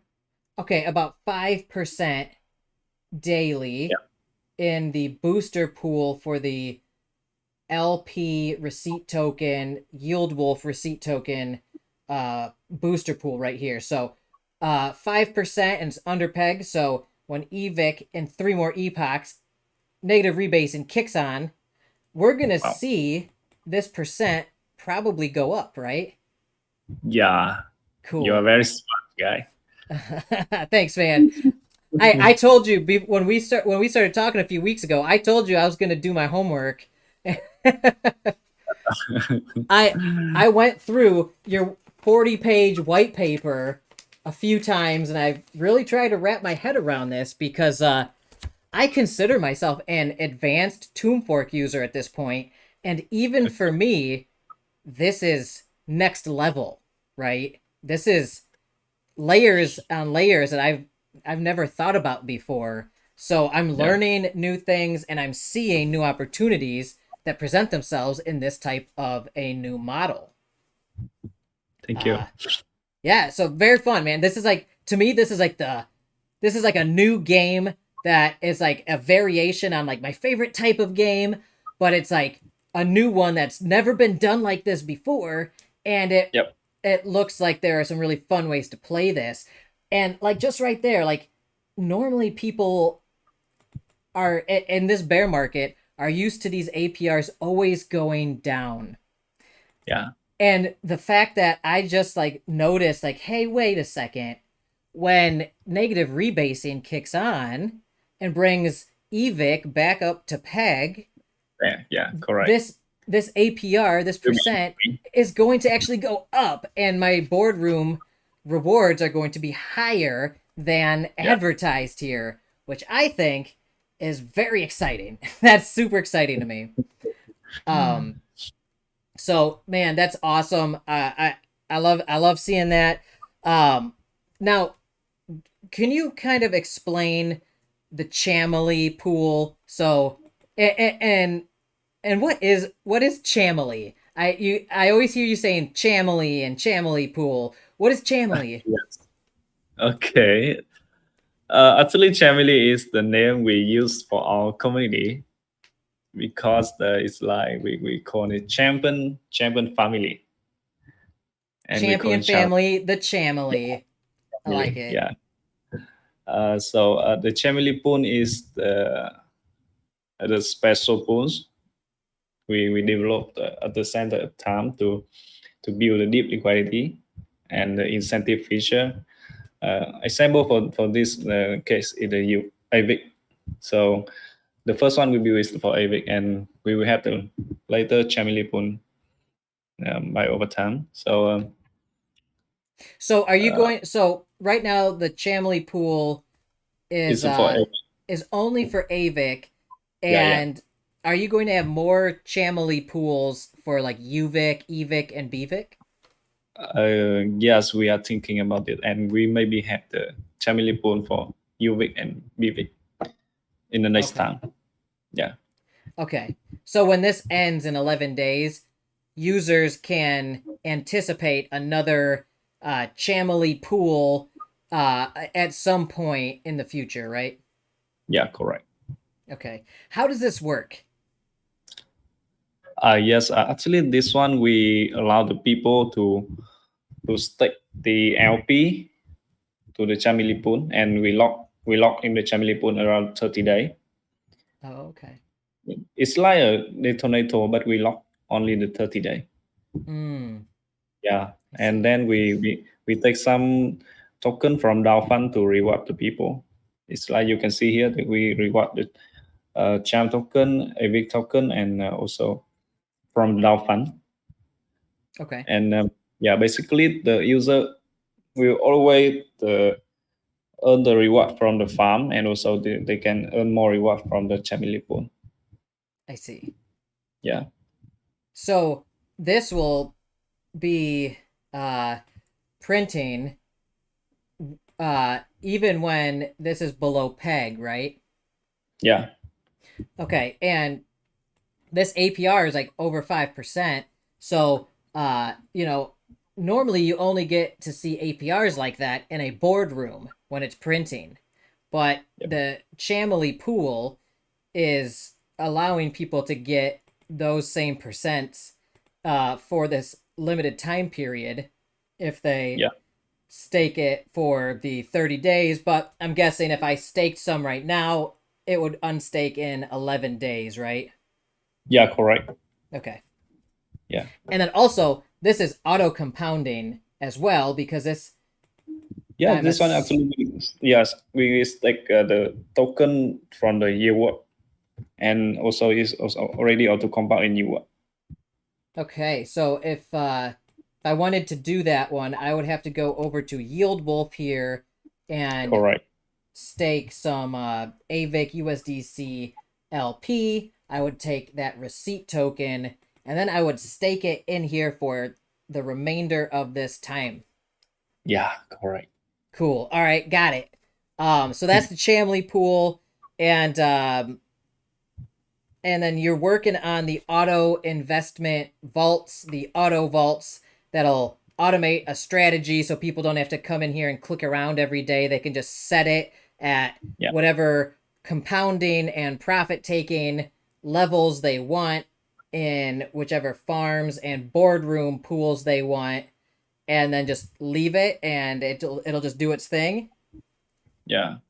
Okay. Because yeah, after we learn the BVIC, we will have the you know for token and around a lot of pool, right? A lot of pool. So A lot it's of very, pools. yeah, very complicated for the new people to come and invest. That's Yeah. why we will make the auto investment vaults to allow the people they can choose the vault depend on the risk level. That's why that's easy for our user. Yeah, I like that, and I think that will help new users big time. Um, Yeah. and also, will it help people save gas in the long run? Do you know? Sorry. Sorry. Do you know if it will save on gas tokens? Ah, yes, correct, correct. Cool. Yeah, yeah. Yeah, that's another. That's can save a lot. I like that. I mean, even though Avalanche network, gas is so cheap, but when you guys move to like Binance Smart Chain, those gas fees add up, and Yeah, so that's cool that you're gonna have the auto strategies because that'll save yeah. people over the Although long the run tens although of it's the dollars small gas, probably. Sorry. yeah. Although it's small gas in the avalanche, but if we do a lot of transaction when we combine, it's very big. That's why for this part we can save the gas fee for user. Yeah. Okay. I see. Yeah, So depending on the network, you might have to come up with a slightly different auto strategy smart contract because Yep. of the gas usage and optimization based on the gas prices on those different networks, right? Yep. Okay, got it. All right, so I will keep I will keep on a lookout for that. When do you think auto strategies will be ready on AVAX? Actually, we are building this, and maybe we will launch the auto investment in November. Yeah, we can November. launch in November because now a lot of things in our hand. Detonator, ETF. Yeah, that's why we need a little bit time. Got it. Okay. So speaking of the detonator, you said that'll be coming out this month, and you guys are partnering with EMP to make that happen, right? Yeah, correct. Now we are working with EMP. I'm working with AZ to for the detonator. So it will be launched this month. Awesome. I love that detonator contract. I think it's very clever. I think AJ and his team have done an excellent job on that, and I am happy to see other protocols taking advantage of it because I think in a seigniorage protocol especially it can really do wonders uh, for building that protocol own liquidity and increasing stability. Yeah, correct. Um, Yeah, so we talked about the decks coming out, and that's about all my questions that I had out here. The only thing we didn't really touch upon is the nodes. You've got nodes that aren't traditional, like tombfork nodes. A lot of these nodes we see are forever. You're locked up forever, but these are temporary, right? Yeah, correct. So you have the option to lock for 1 week, 2 weeks, or 3 weeks. And after that time is up, you can unstake and take your tokens elsewhere if you want, right? Yeah, people can unstake and sell them, but I think now nobody want to unstake from the nodes because they just put there and yeah, go to sleep. Yeah. And Yeah, no the need to worry about nodes. yeah, and the rebasing, the negative rebasing doesn't affect the nodes. So Correct. if that gets kicked on while you're staked in here, you actually maintain the same amount of tokens. So Yeah, if man, and that's in the in same time, yeah, still earning more cham token from the if node. if you guys ever release EVIC or BVIC nodes, I might just keep Uh, rolling it over every 3 weeks during the bull market if it's just like going up. Not financial advice, but I saw the cringe on your face. You're like, no, don't do that. yeah, actually, we will not we don't have the nodes for the EVIC and BVIC. If you Yeah, do someday, though, I'm yeah. gonna try to take advantage of it if you guys ever do that. We will try to look for some other innovative like detonator or something. Yeah. Yeah, I think that's a good idea. Yep. Um, all right. So, how do you guys plan to go cross chain with this?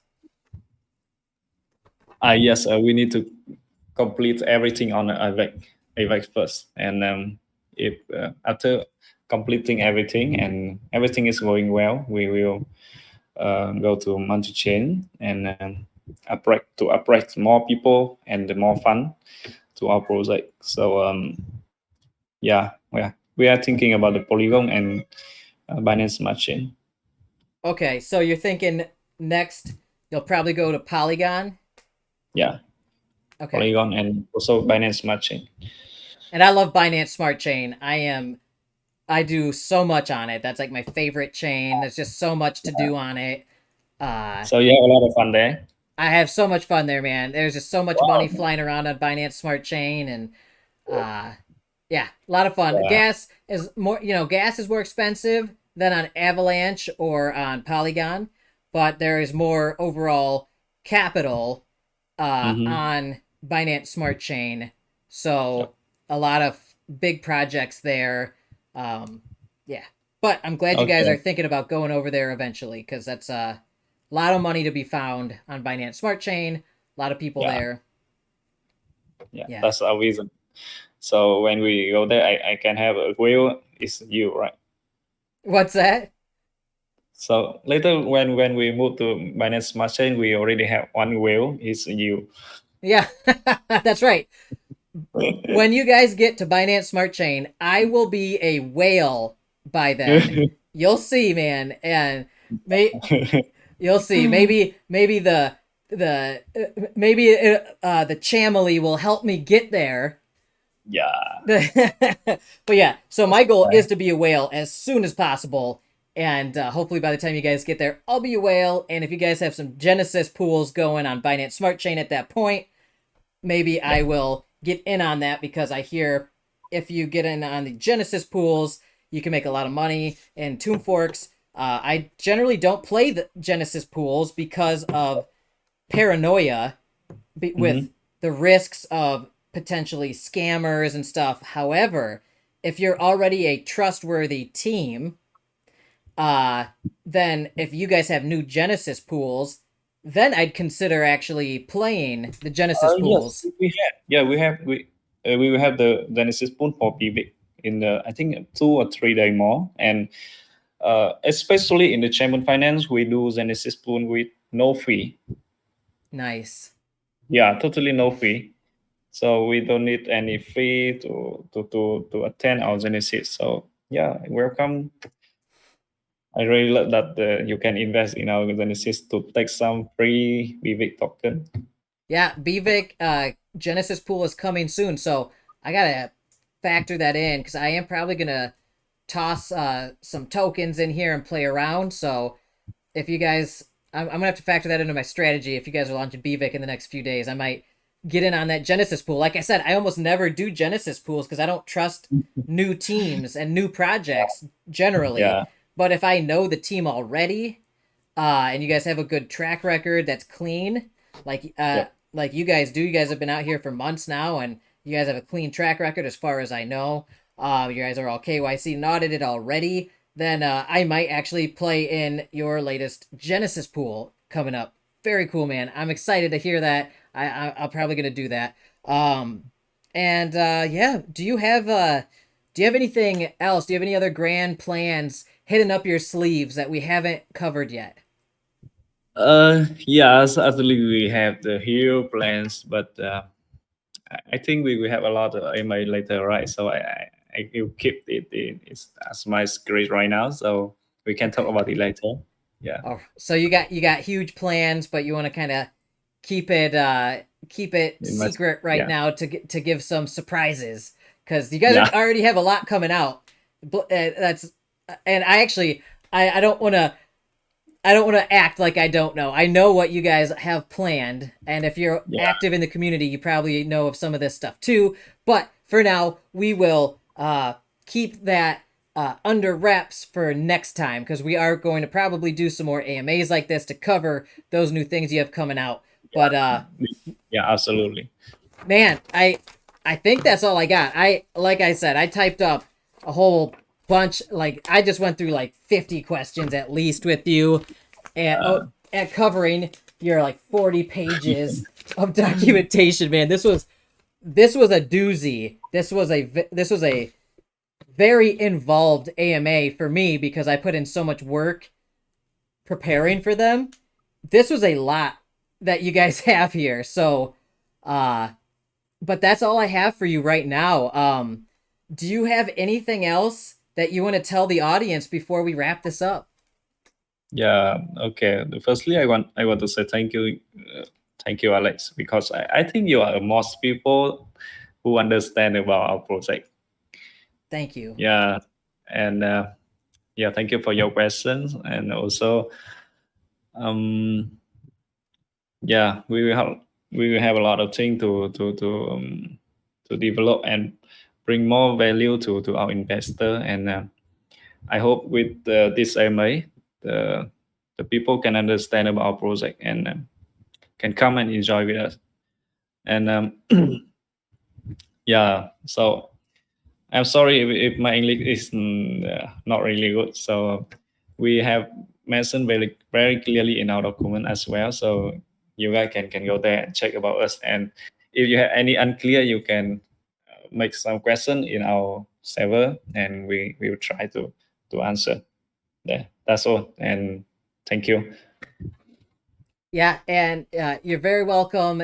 Thank you for all of the time that you have spent with me preparing for this AMA. I know I have asked you a million questions behind the scenes, and even though you do have an accent, I understand you. I think very well. And I think everything, especially if you read your documentation, everything is really laid out there and written very clearly, like you said. So everybody check out the documentation. Also, check them out on Twitter, Telegram, and Discord. The Discord is very active. A lot of announcements basically every day. Daily updates just about. Yeah, so Arron, thank you so much for all the time you've spent with me today and over the past few weeks, and thank you to all of my viewers. I hope you learned a lot from this one. I know this was a longer AMA. We are over 2 hours already, but it is basically, this AMA is a one-stop shop for champion finance as it exists today, and with what you have coming very soon. So. Yeah, thanks Arron again. I will talk with you later. Look out for this video in the next day or two, and yeah, I'll see you later, okay? Yeah, thank you, Alex. All right. Yeah, thank you for the yeah, and thank you again everyone for watching. Find the links to the stuff in the description below. I'll see you all later. Bye. Yeah, see you later.